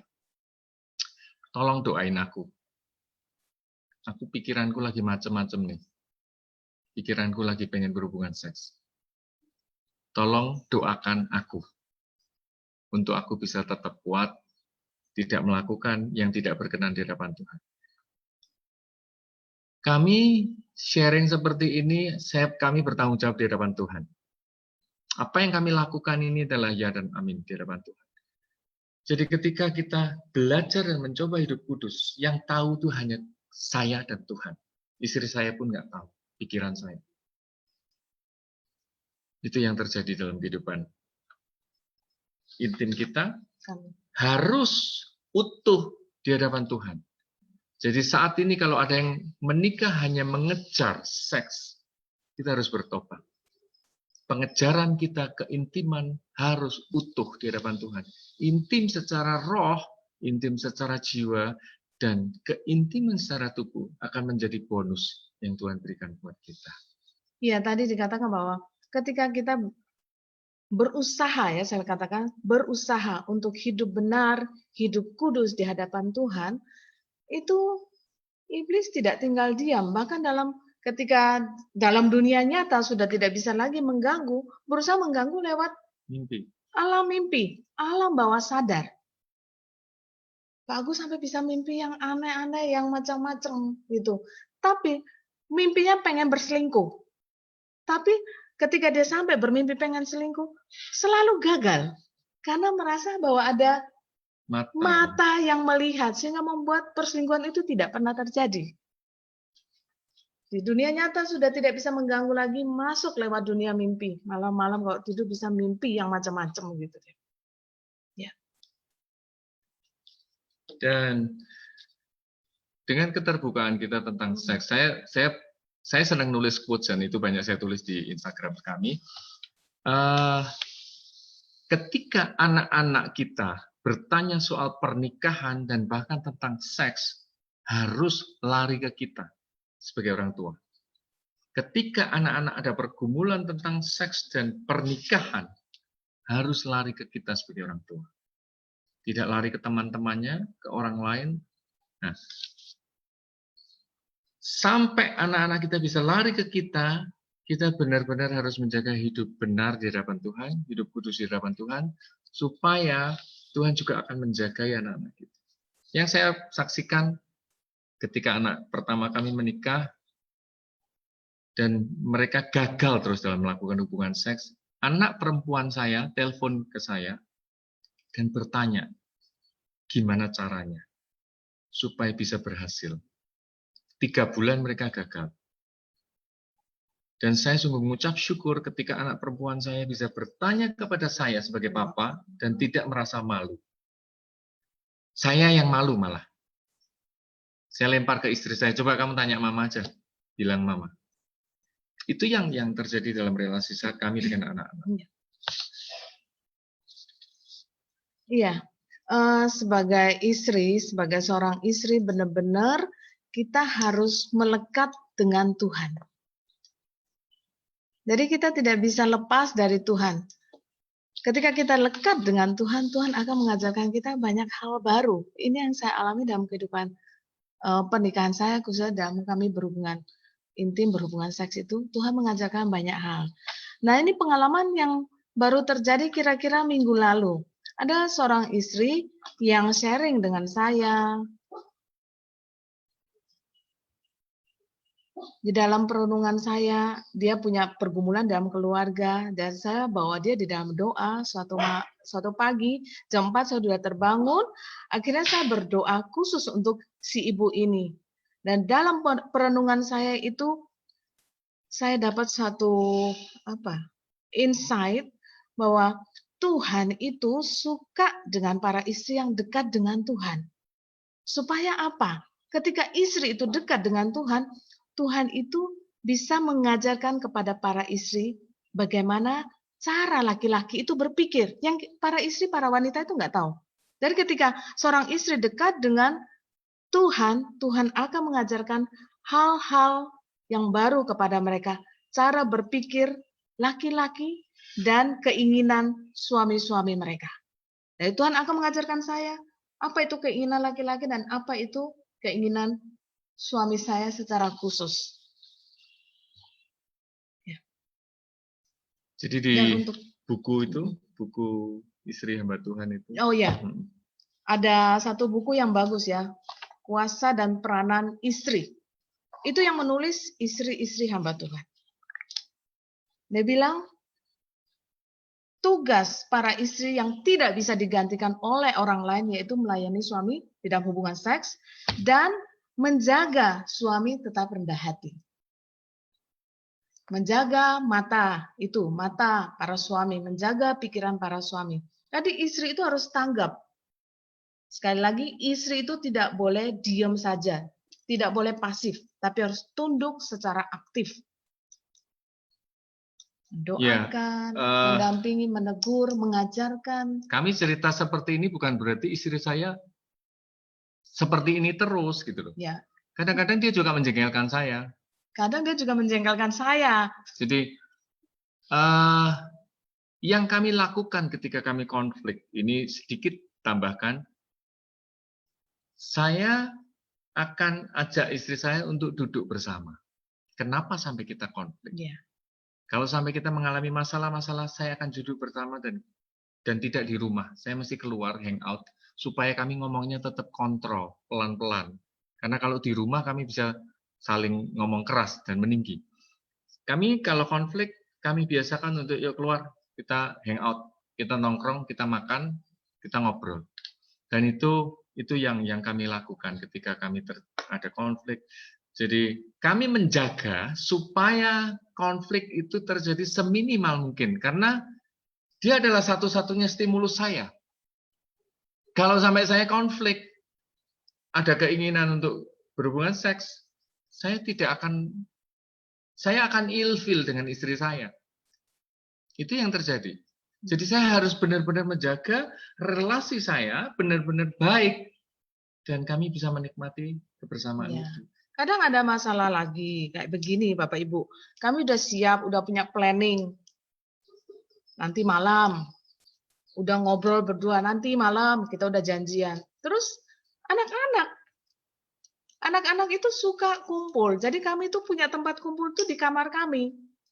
Kumpul, ngobrol, cerita, asik. Terus aku tidur sini ya, Ma. Biasa papanya yang protes. Enggak. Sana tidur kamar sendiri. Balik sana.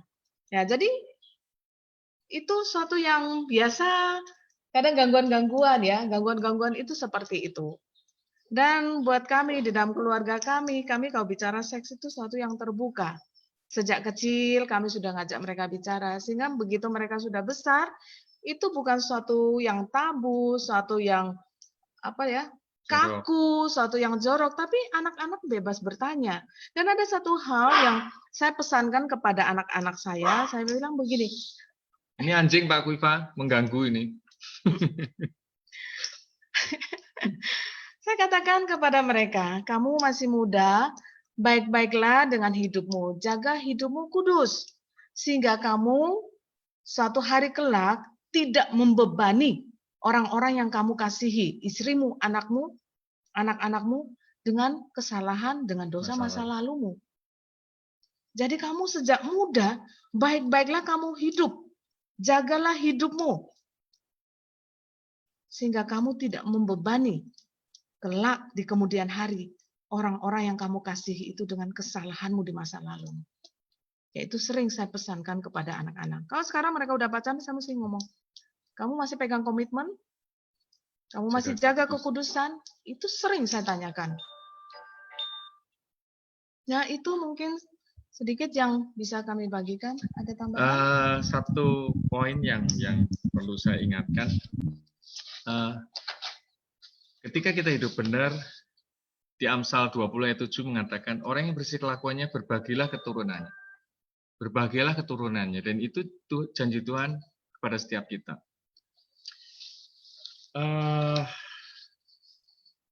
Mungkin Pak Kuiva bisa menambahkan, bisa beri komen sebelum kita masuk ke tanya jawab.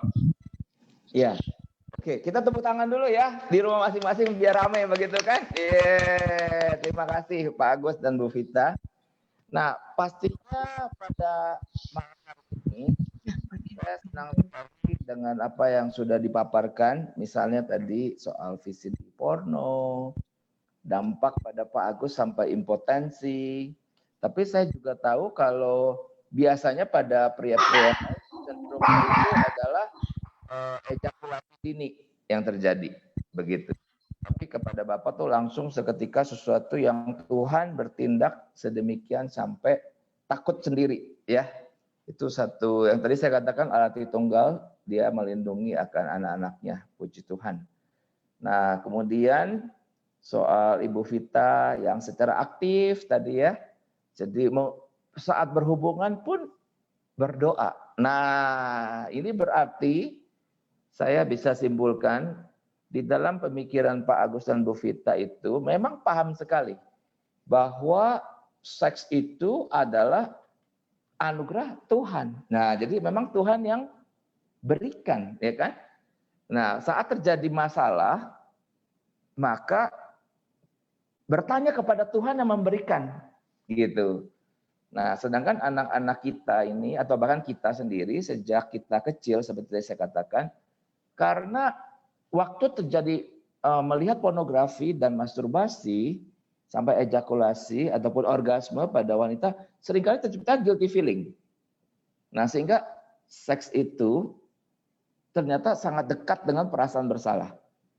Nah, padahal kan harusnya kita tahu bahwa kalau seks itu Tuhan yang beri, dan kita hari ini sudah punya suami, sudah punya istri, tidak ada rasa bersalah di dalamnya kecuali memang kita melakukannya tanpa sesuatu prinsip-prinsip kebenaran yang daripada Tuhan. Nah, tadi ada kata-kata tunduk secara aktif, dan aktif itu artinya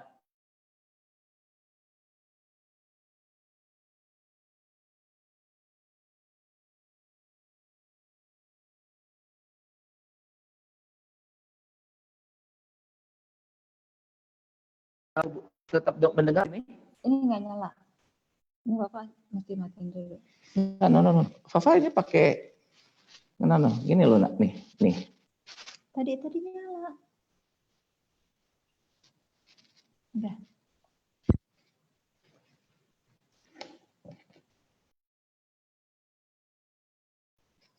Oke. Shalom. Sudah bisa Pak? Mati lagi Pak Kuiva. Jadi begini, halo, bisa dengar Ya, Pak Agus? ya. Oke, begini, di sini mati lampu Pak, di sini mati lampu, tapi suara saya masih, ini satu kompleks semua mati lampu,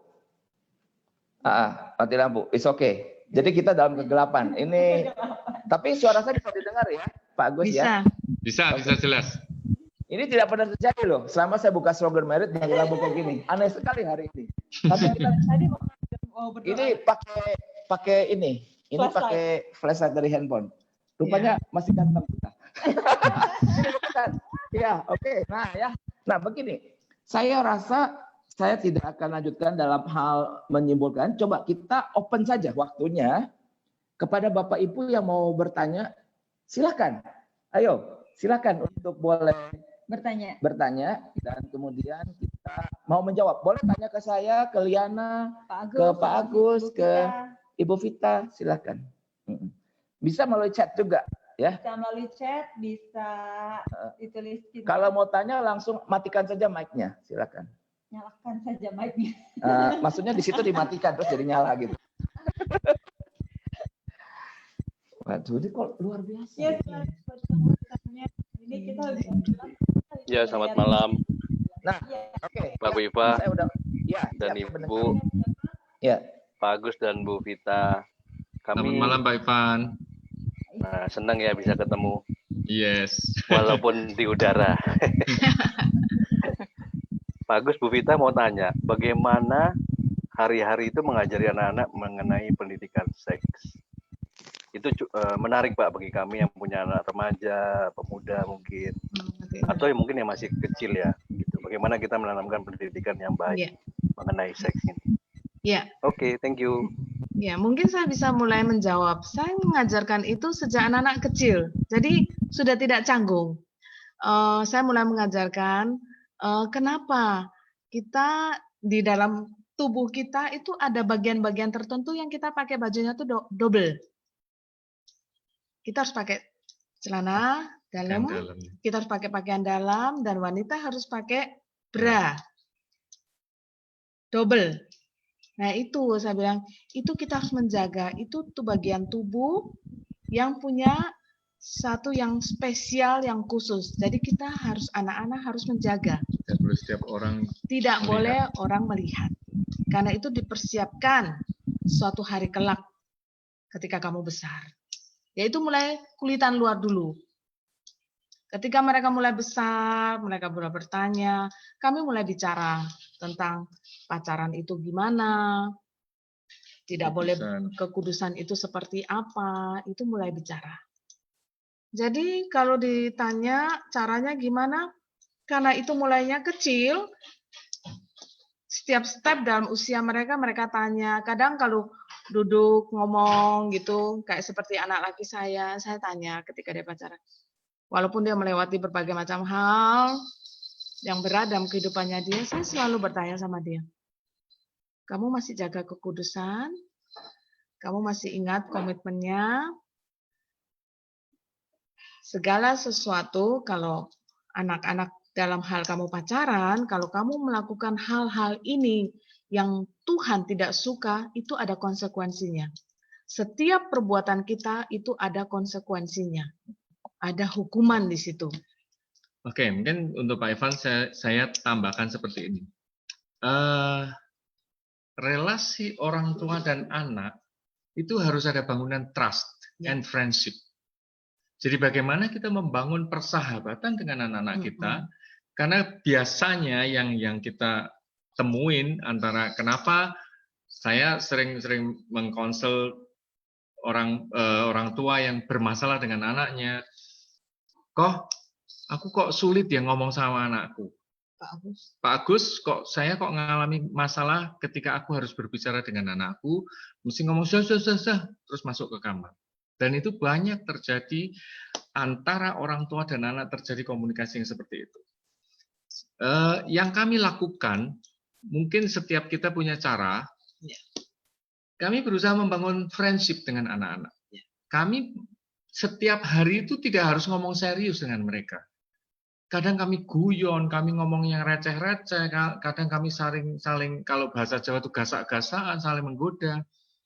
Receh-receh dengan mereka. Receh-receh itu apa? Receh-receh itu uang kecil kan? Ngomong bicara yang kecil, bicara yang tidak berguna, tidak penting. Waktu anak kami kecil, anak laki, saya hampir tiap sore saya cari yuyu. Diselokkan. Di seputar kompleks ini saya temenin anak laki saya untuk cari yuyu. Sampai detik ini dia ingat. Nah, itu hal-hal yang receh yang mungkin dianggap orang tua nggak penting, nggak perlu, tapi memorable buat mereka. Dan ketika kita sudah bisa membangun friendship, mereka tidak ada ketakutan untuk ngomong sama kita akan gampang ngomong. Kita sudah punya trust di mata mereka. Jadi ketika kita bisa ngomong receh-receh, terus kita ngomong serius sama mereka, mereka akan duduk diem. Nggak biasanya papaku seperti ini. Tapi ketika kita tiap hari, ketika anak kita datang, kita langsung ngomong marah, kita langsung tegur, langsung sudah sana-sana, itu membuat mereka pasang barrier dengan hal-hal yang mereka rahasiakan, yang seharusnya diseriakan pada orang tua. Jadi bagaimana kita membangun friendship dengan anak-anak? Ngomong yang receh-receh, bicara yang tidak penting, pergi ke sesuatu yang mungkin menghabiskan waktu kita, tapi itulah yang diharapkan terjadi bangunan relasi yang terjadi antara orang tua dan anak. Ya. Ketika kita bicara serius, mereka akan mendengarkan kita. Karena tidak biasanya papaku seperti ini. Tidak biasanya papaku bicara serius seperti ini. Mesti ada sesuatu yang penting di sana. Ya, biasanya kalau mama kita udah dekat gitu, kita langsung tahu. Saya biasa udah langsung ngerti. Ketika anak-anak ada masalah, saya biasa udah ngerti dulu. Dan saya mesti cari waktu untuk bicara dengan mereka. Pernah saya alami sekali, anak saya banyak pengalaman dengan anak laki ya, karena dia laki-laki sendiri gitu ya. Suatu saat dia pulang sekolah, itu masih kecil, mukanya sedih. Saya itu mau masuk ke anak-anak tuh, susah ya anak kecil itu mau bicara sama dia. Saya berdoa, nemenin dia makan, nemenin dia tidur siang. Terus saya ngomong gini, nilainya jelek Bapak Ibu di sekolah. Terus saya tanya, aduh Tuhan ini mau ngomong gimana ya, kok nilainya jelek ya, kalau langsung negur nilai jelek kok kasihan, masih kecil. Saya bilang ketika istri dekat dengan Tuhan, itu Tuhan selalu kasih kejutan-kejutan, insight-insight baru kepada kita untuk memulai kata, dan itu membuka hati anak-anak kita. Tiba-tiba saya bisa tanya begini sama dia, Kev, orang marah itu tidak berdosa kok. Karena dia takut sekali sama dosa. Marah itu tidak berdosa. Kadang kita jengkel dengan orang yang jahatin kita, nakalin kita, kita tidak berdosa. Kita itu berdosa kalau kita itu dendam. Nyimpan kesalahan orang di dalam hati kita, itu kita berdosa. Masih kelas 1 SD Bapak Ibu. Langsung nangis dia. Nangisnya bukan nangis air matanya, tapi nangis suara keluar. Keras gitu. Saya ya kaget. Loh kamu nangis kenapa? Aku itu nggak suka sama ibu guruku. Karena ibu guruku itu suka marah-marah. Oh ternyata itu masalahnya dia. Ternyata di rumah kalau kita ada masalah, kita marah sama mereka, ada saling memaafkan. Nah, di sekolah ibu guru habis marah langsung mulai pelajaran dan dia tidak bisa terima. Nah, itu cara saya masuk ke hati anak-anak itu pelan-pelan seperti itu. Sampai dia besar untuk bicara tentang seks, tentang pornografi, itu sudah mudah buat kami untuk masuk. Begitu.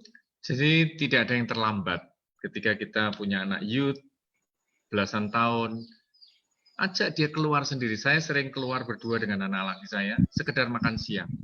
Saya cari tempat yang jauh, supaya kami bisa punya waktu banyak untuk ngobrol di jalan. Dan kami ngobrol soal kerjaan, soal relasi dengan pacarnya, soal banyak hal yang kami bicarakan. Itu membangun persahabatan dengan anak, dan membuat anak punya trust sama kita. Lalu kalau masalah-masalah yang lebih serius, kita akan lebih gampang ngomong. Saya kira itu Pak Ipan. Yes. Bangunlah trust and friendship dengan anak-anak. Thank you, bagus Bu Vita. Bagus Bu Vita. Ini Pak Kuiva mau nambahin rasanya Pak. Oh, Pasti. Pengalaman juga. Yang ini sangat baik. Jadi saya tekankan saja bahwa friendship itu utama. Bahwa friendship terjadi sebelum pra remaja dengan anak-anak, oke. Tetapi kemudian waktu memasuki masa pra remaja, friendship itu broken, oke. Nah, kenapa? Karena orang tua tuh merasa anak itu berubah total dan kekurangan strategi. Nah, strateginya selalu otoritatif, direktif, advice, begitu ya, instruktif. Nah, anak-anak kan udah nggak suka. Sehingga pelan-pelan mereka menjauh dari kita. Nah, pada saat mereka pelan-pelan menjauh dari kita, mereka hidup dalam satu pikiran yang dibentuk oleh kawan-kawannya. Nah, jikalau kawan-kawannya dalam Tuhan, kita pasti bersyukur.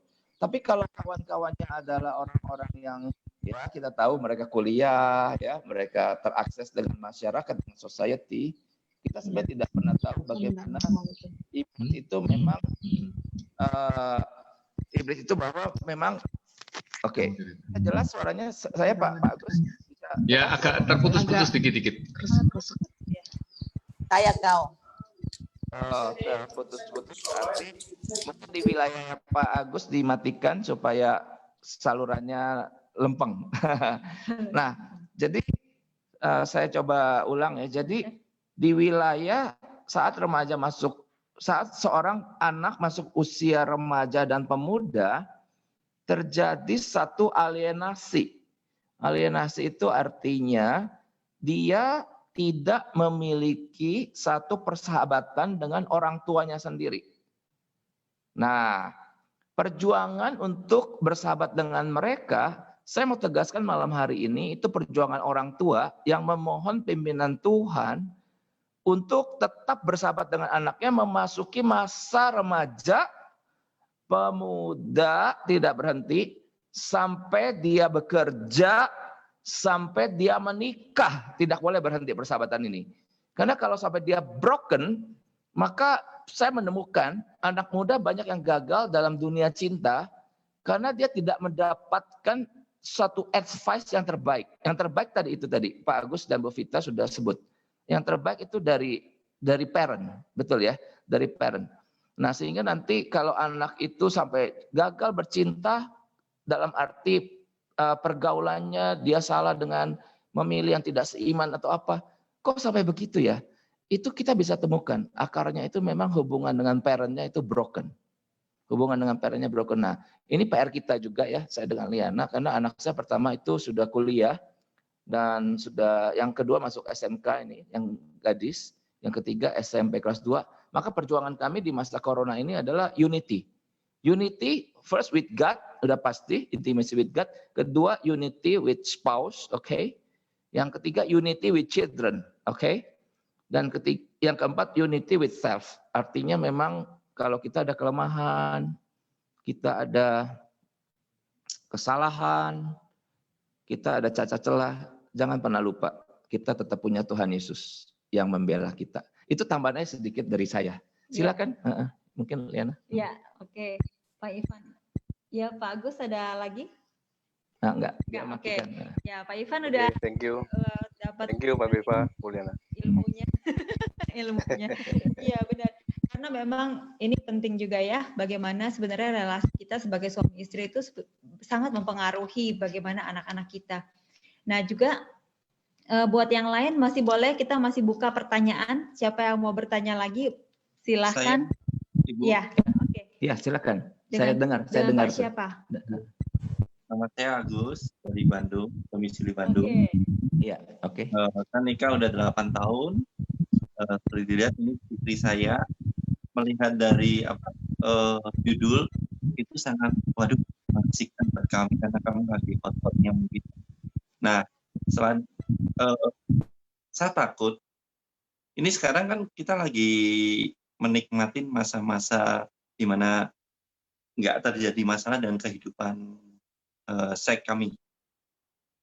Tiba saatnya kalau saya nanti seumuran, maaf di sini mungkin Kofifa lebih lagi ke atas ya. Ketika Pak Agus mungkin ya, ketika istri sudah maaf menopause,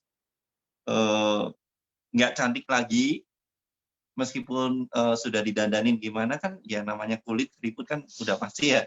Dan pria itu nggak selesai untuk produksi spermanya, itu bakal jadi apa ya kehidupan seks kami. Kalau memang mengalami hal-hal yang istilahnya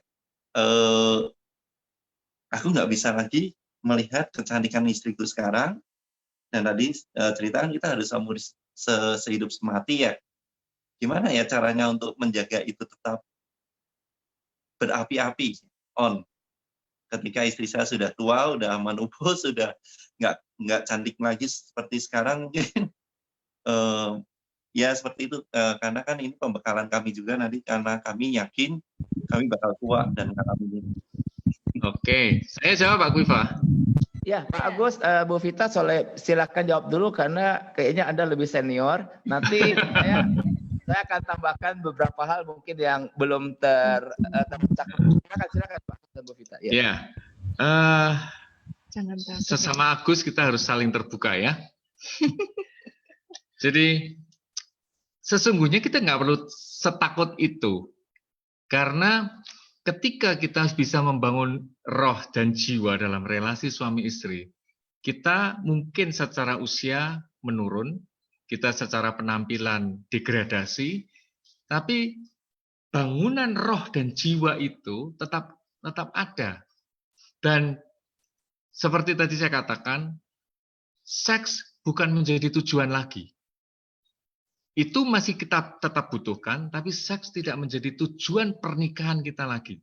Tapi bagaimana kita tetap bisa intim dalam roh dan jiwa, kita tetap bisa saling mengasihi, kita tetap bisa bergandeng tangan.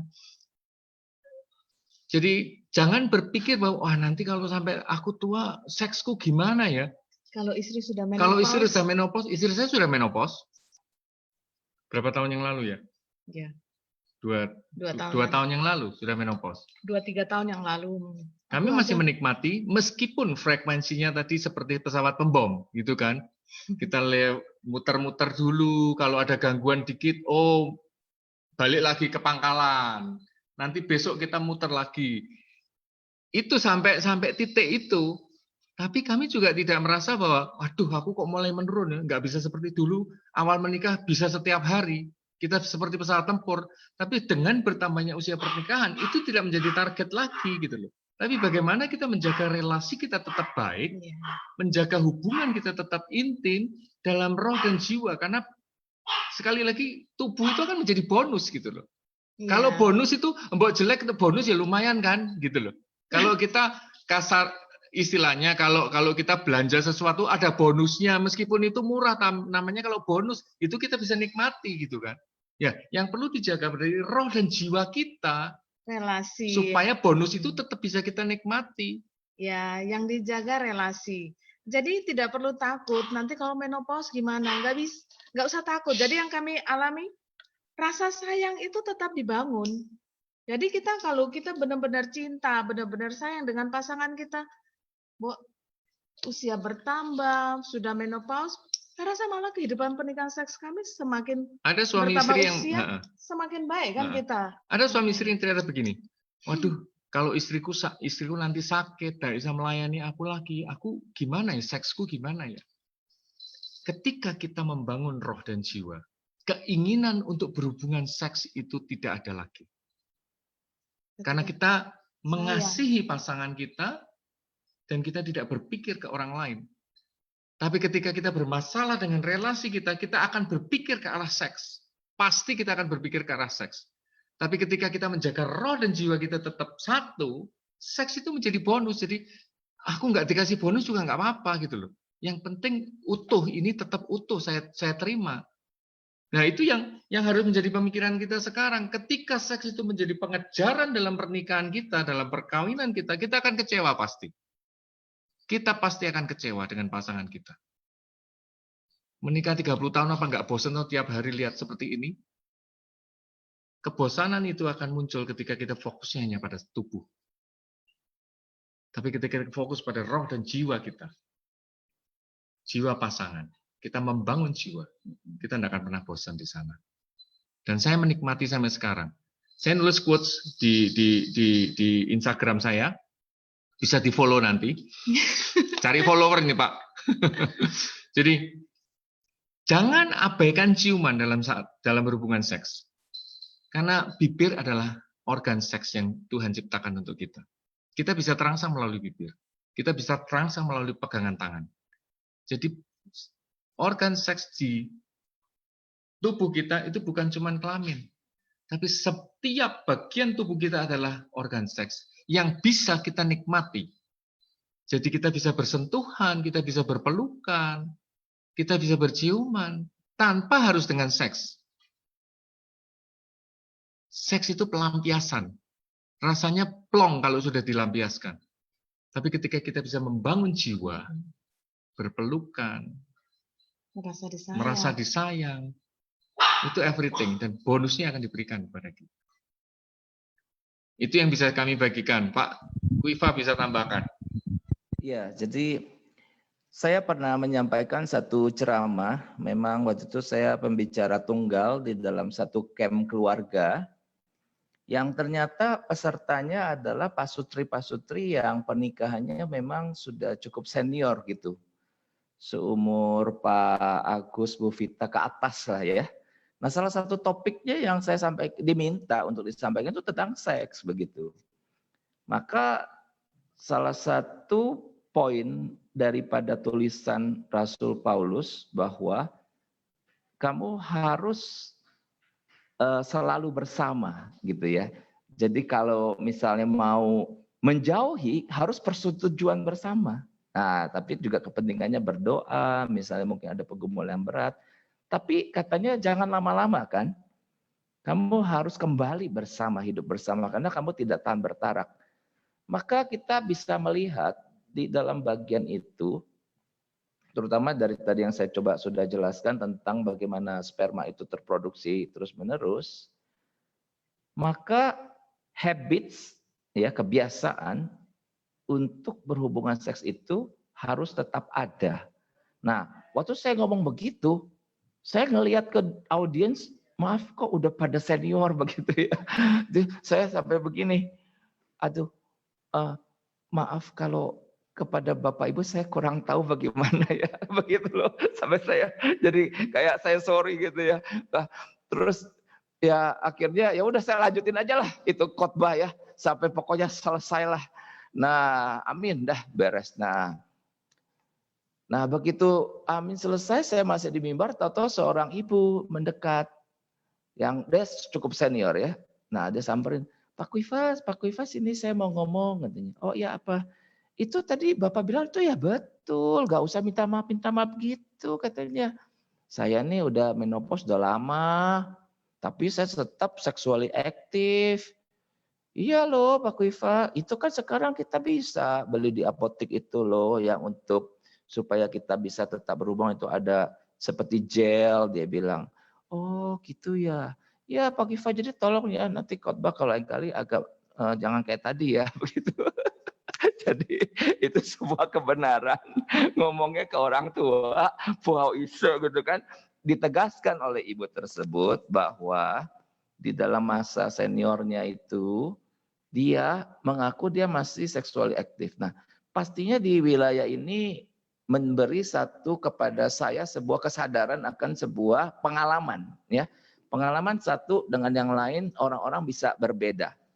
Tapi pastinya kita menegaskannya begini. Tubuh ini adalah tubuh di mana kita pakai untuk menyembah Tuhan. Ya, to worship Him. Maka di dalam satu hubungan intimacy with God, hubungan yang intim dengan Tuhan, worshiping Him every day sudah pasti ya. Itu dampaknya kepada hubungan seks kita. Jikalau hubungan kita dengan Tuhan itu baik, maka hubungan seks kita itu juga akan baik, gitu. Nah, di titik inilah saya pikir setiap kita harus memeliharanya. Oke, memelihara yang pertama hubungan intim dengan Tuhan setiap hari. Nah, dalam keintiman dengan Tuhan setiap hari, saya pikir hubungan dengan istri itu kan dimensi love itu ada 3 ya. Jadi ada intimacy, ada passion, ada commitment. Oke. Nah, mungkin sekali passionnya itu bisa berkurang karena apa? Karena umur ya, passionnya ini ya. Toh kalau masih muda newlywed, waduh seminggu bisa berapa kali passionnya ini ya. Waduh. Nah, tapi kan love itu ada triangle. Sehingga saya percaya Tuhan memberikan satu love, kasih, di mana jikalau secara fisikal itu dia mulai menurun, tapi intimasinya ini hidup. Intimasi ya, jadi satu keakraban, satu perasaan, saya merasa nyaman gitu. Kalau ada istri saya, Liana, dekat saya gitu. Nah, makanya kalau dia udah malam nanti ini, kalau dia belum nongol, mungkin saya pasti teriak, Liana, gitu. Ya, supaya dia tuh naik ke atas. Nah, kalau sudah naik ke atas, emangnya kita hubungan lagi, enggak gitu lagi. Kita itu apa? Ya, ngobrol, betul ya, Nah ya. Ya. Kita tuh ngobrol, aduh itu ngobrol sama Liana tuh nyaman, ya. Agak sedikit-sedikit hampir masuk surga. Ya, jadi terus gitu ya, komitmennya jadinya hidup begitu. Nah, saya pikir the love of God itu yang ada triangle tadi, itu yang di dalam kita worship Him, maka kekuatan worship itu satu, pastinya menegaskan passion, seperti tadi Pak Agus bilang, tidak boleh ada stimulus apapun dari luar, oke? Selain tubuh pasangan, puji Tuhan. Itu ada statement seperti itu Pak Agus dan Bu Vita. Kita memerlukan statement tersebut dari seseorang yang sudah menikah 30 tahun. Dan the love of God melalui kita worship Him, intimacy with Him setiap hari, pastinya memberikan kepada kita banyak hikmat untuk menyelesaikan konflik. Karena konflik itu jelas pemecah. Tuhan selalu ingin menyatukan, iblis selalu ingin memisahkan. Ya, iblis selalu ingin memisahkan. Hadirkan apa aja, bisa jadi konflik. Pembantu bisa jadi konflik, anjing tadi gonggong bisa jadi konflik, nanti tetangga bisa jadi konflik, nanti pelayanan bisa jadi konflik, nanti anak yang remaja, yang pemuda, yang mau menikah, itu pun bisa menjadi konflik dalam rumah tangga kita. Tetapi Tuhan yang penuh dengan belas kasihan itu, Dia hadir menyelesaikan konfliknya kita, bahasi berbagai sarana ya. Termasuk tadi ada konselor itu, ibu siapa tadi namanya? Yuli ya itu kan. Nah, konselor pun Tuhan pakai supaya konflik kita itu mengecil, hilang, demi supaya kasih itu nyata, sehingga love yang paling bawah ini, komitmen, betul-betul sampai maut memisahkan. Gitu tambahan saya, Pak Agus, jangan melawan yang Agus Vita ya. Sesama biskota jangan melewati. Ya, poin. Oke. Ya, oke. Terima kasih. Mungkin ada yang lain yang mau bertanya, silakan. Ini jam berapa ya? Oh, kita masih ada waktu. Masih ada 10 menit. 10 Boleh menit. lagi. Ini ada pertanyaan di chat. Oh iya. Bapak boleh baca nggak? Bisa ya, saya bacakan ya. Ya, tadi saya dengar supaya suami tidak berpaling harus ada timbal balik dari istri, lalu istri yang juga harus ngerti apa yang maunya suami. Contoh kayak berdandan dan lain-lain, berarti pada intinya suami pria suka yang wangi-wangi, berdandan cantik dan sebagainya. Tapi bagaimana dengan pasangan suami yang lebih suka apa adanya, tidak mau istri berdandan, apakah bohong atau bagaimana? Ya ini namanya kesepakatan. Kalau memang suami nggak suka istri terlalu wangi, nanti bisa alergi, ya nggak perlu berbohong. Aku pengen kamu apa adanya, daster yang bau juga nggak apa-apa. Bisa seperti itu gitu loh. Justru kadang-kadang ada laki-laki yang justru seneng, maaf ya, bau badan istrinya gitu kan. Dia bisa terangsang ketika mencium bau badan istri, itu pun nggak salah, asal ada kesepakatan. Jadi seks itu bukan dihadiahkan hanya kepada suami, tapi kepada suami istri yang menikah dalam ikatan perjanjian seumur hidup. Kesepakatan. Jadi masing-masing punya hak yang sama untuk hadiah tadi, untuk seks tadi. Ketika mereka sepakat, oke, aku nggak usah kamu wangi, nggak apa-apa, nggak mandi juga nggak apa-apa. Itu kesepakatan. Apa adanya. Jangan niru kami, jangan niru orang lain. Makanya masing-masing punya cara, masing-masing punya kesepakatan yang bisa dijalankan dalam kehidupan seks mereka. Tidak perlu meniru orang lain. Itu kebetulan kita aja ya seperti begitu. Jadi kami sharingkan seperti itu. Jadi Pak Henry ya, nggak perlu malu, nggak perlu takut untuk ngomong bahwa aku pengen kamu apa adanya saja. Sampaikan kepada pasangan. Kamu nggak perlu niru Bu Vita yang harus wangi, nggak perlu. Ya sampaikan aja gitu kan. Nah itu kesepakatan. Kembalinya ke jiwa, kebutuhan jiwa. Aku nggak perlu yang seperti itu. Itu memuaskan jiwa. Saya senang istri saya wangi, itu memuaskan jiwa saya. Kebutuhan jiwa saya dipenuhi dengan cara dia berpenampilan. Nah kalau kebutuhan jiwanya Pak Henry tidak butuh yang begitu, ini aku sudah cukup puas dengan, ya itu lakukan. Nggak perlu niru kami gitu kan. Masing-masing punya cara dan style untuk mengambil kesepakatan. Saya kira itu. Mungkin ada yang lain. Ya, Pak Kwifa mau nambahkan.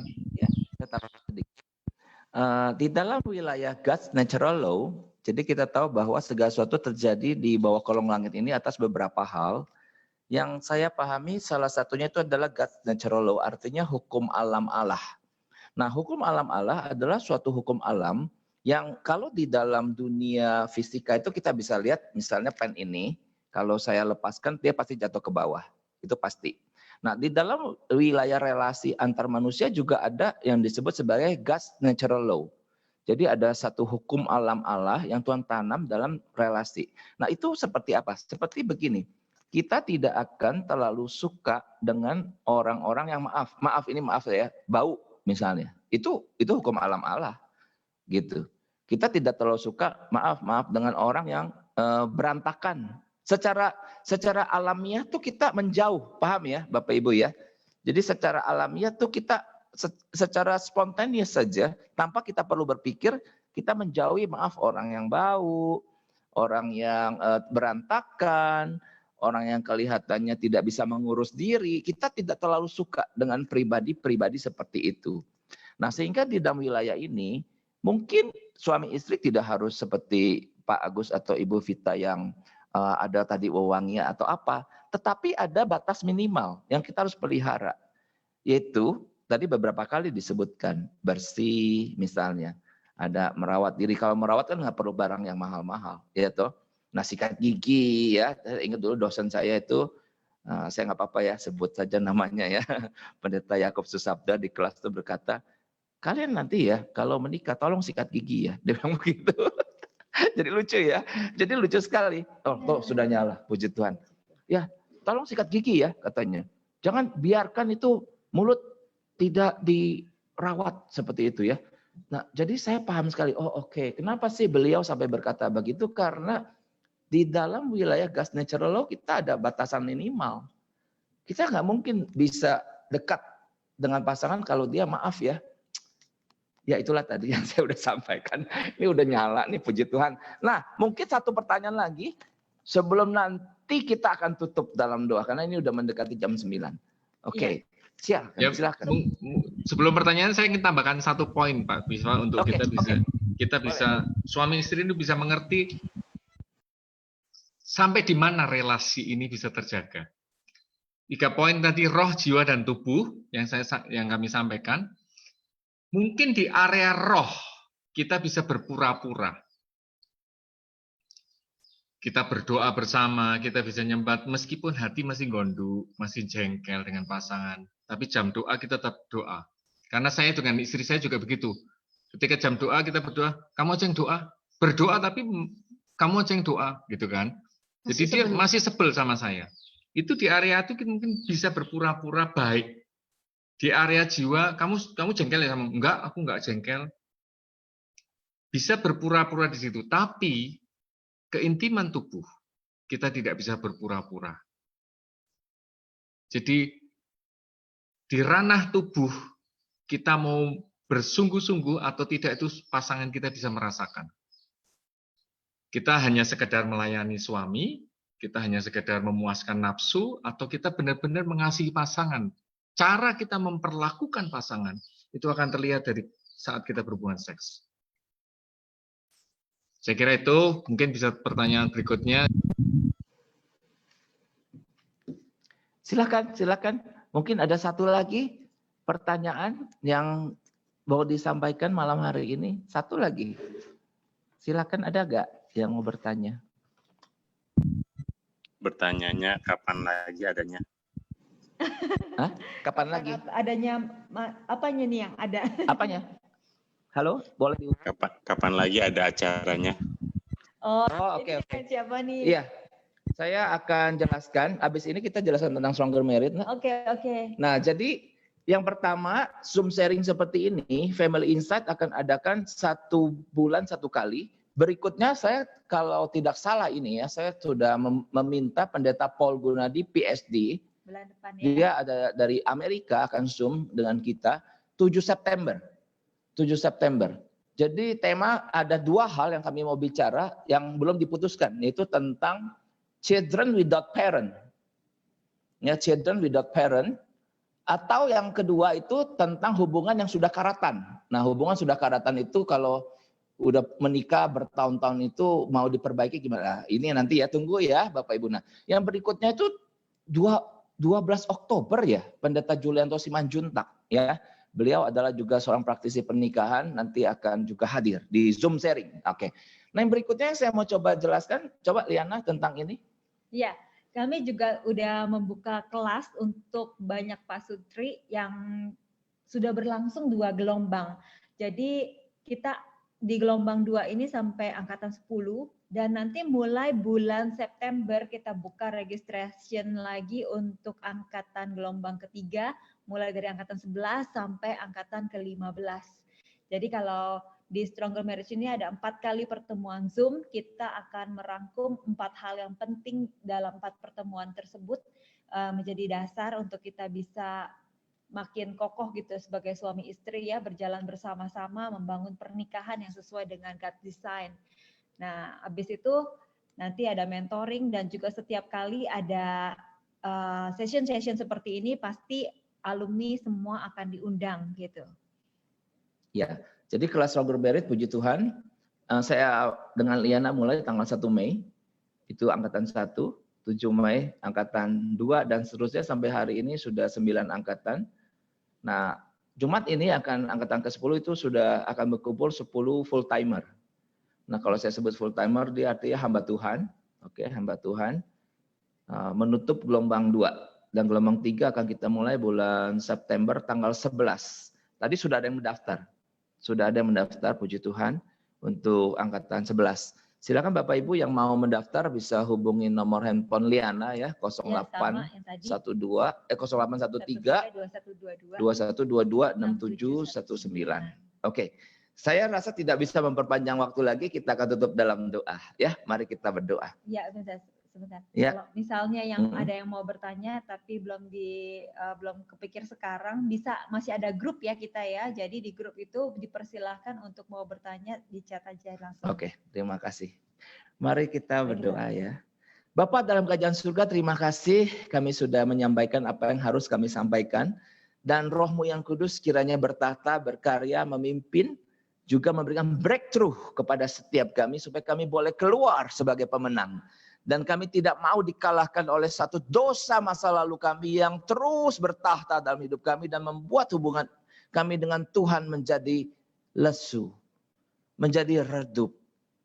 Kami kelihatannya rohani, padahal kami jauh daripada Tuhan. Tuhan ampuni kami ya Tuhan.